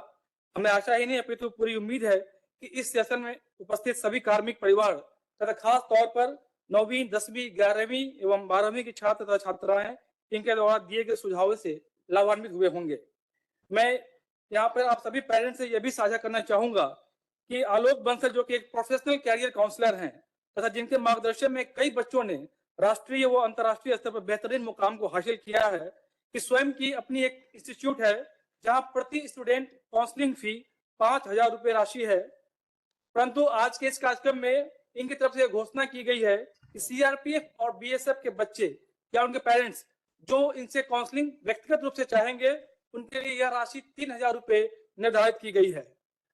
मैं आलोक बंसल जी का नंबर, मोबाइल नंबर शेयर करना चाहूंगा, साथ ही मेल आईडी भी, ताकि आप नोट करके व्यक्तिगत रूप से चाहे तो आप उनसे बात करके काउंसलिंग का सेशन आप अपने बच्चों के लिए करा सकते हैं। उनका मोबाइल नंबर है 9811299798। मैं फिर से रिपीट कर रहा हूं, 9811299798। ये आपके स्क्रीन पे भी आ रहा होगा। और इनका मेल आईडी है alokbansal01@gmail.com। alokbansal01@gmail.com ये आपके स्क्रीन पे भी आ रहा होगा। तो जो कोई भी पेरेंट्स या बच्चे इच्छुक होंगे व्यक्तिगत काउंसलिंग के लिए, वे सीधा इनसे संपर्क कर सकते हैं। और कार्यक्रम के अंत में मैं आज के कार्यक्रम के मुख्य वक्ता Shri Alok Bansal, president CRPF family welfare association व बावा डॉक्टर अजीता थाउजेंड, उपाध्यक्षा कावा, सभी जोनल हेड्स, सभी CEC members, BSF wife welfare association के सभी सदस्यगण, आईटी ब्रांच, सीआरपीएफ और बीएसएफ के अधिकारीगण एवं वेबिनार, यूट्यूब एवं फेसबुक लिंक से जुड़े सभी रीजनल कावा हेड्स, सीआरपीएफ एवं बीएसएफ के समस्त कार्मिक एवं उनके परिवारजनों का तथा बच्चों का आज के कार्यक्रम में शामिल होने तथा कार्यक्रम के सफल आयोजन के लिए मैं उन्हें धन्यवाद ज्ञापित करता हूं। आज का कार्यक्रम यहीं पे समाप्त होता है। धन्यवाद।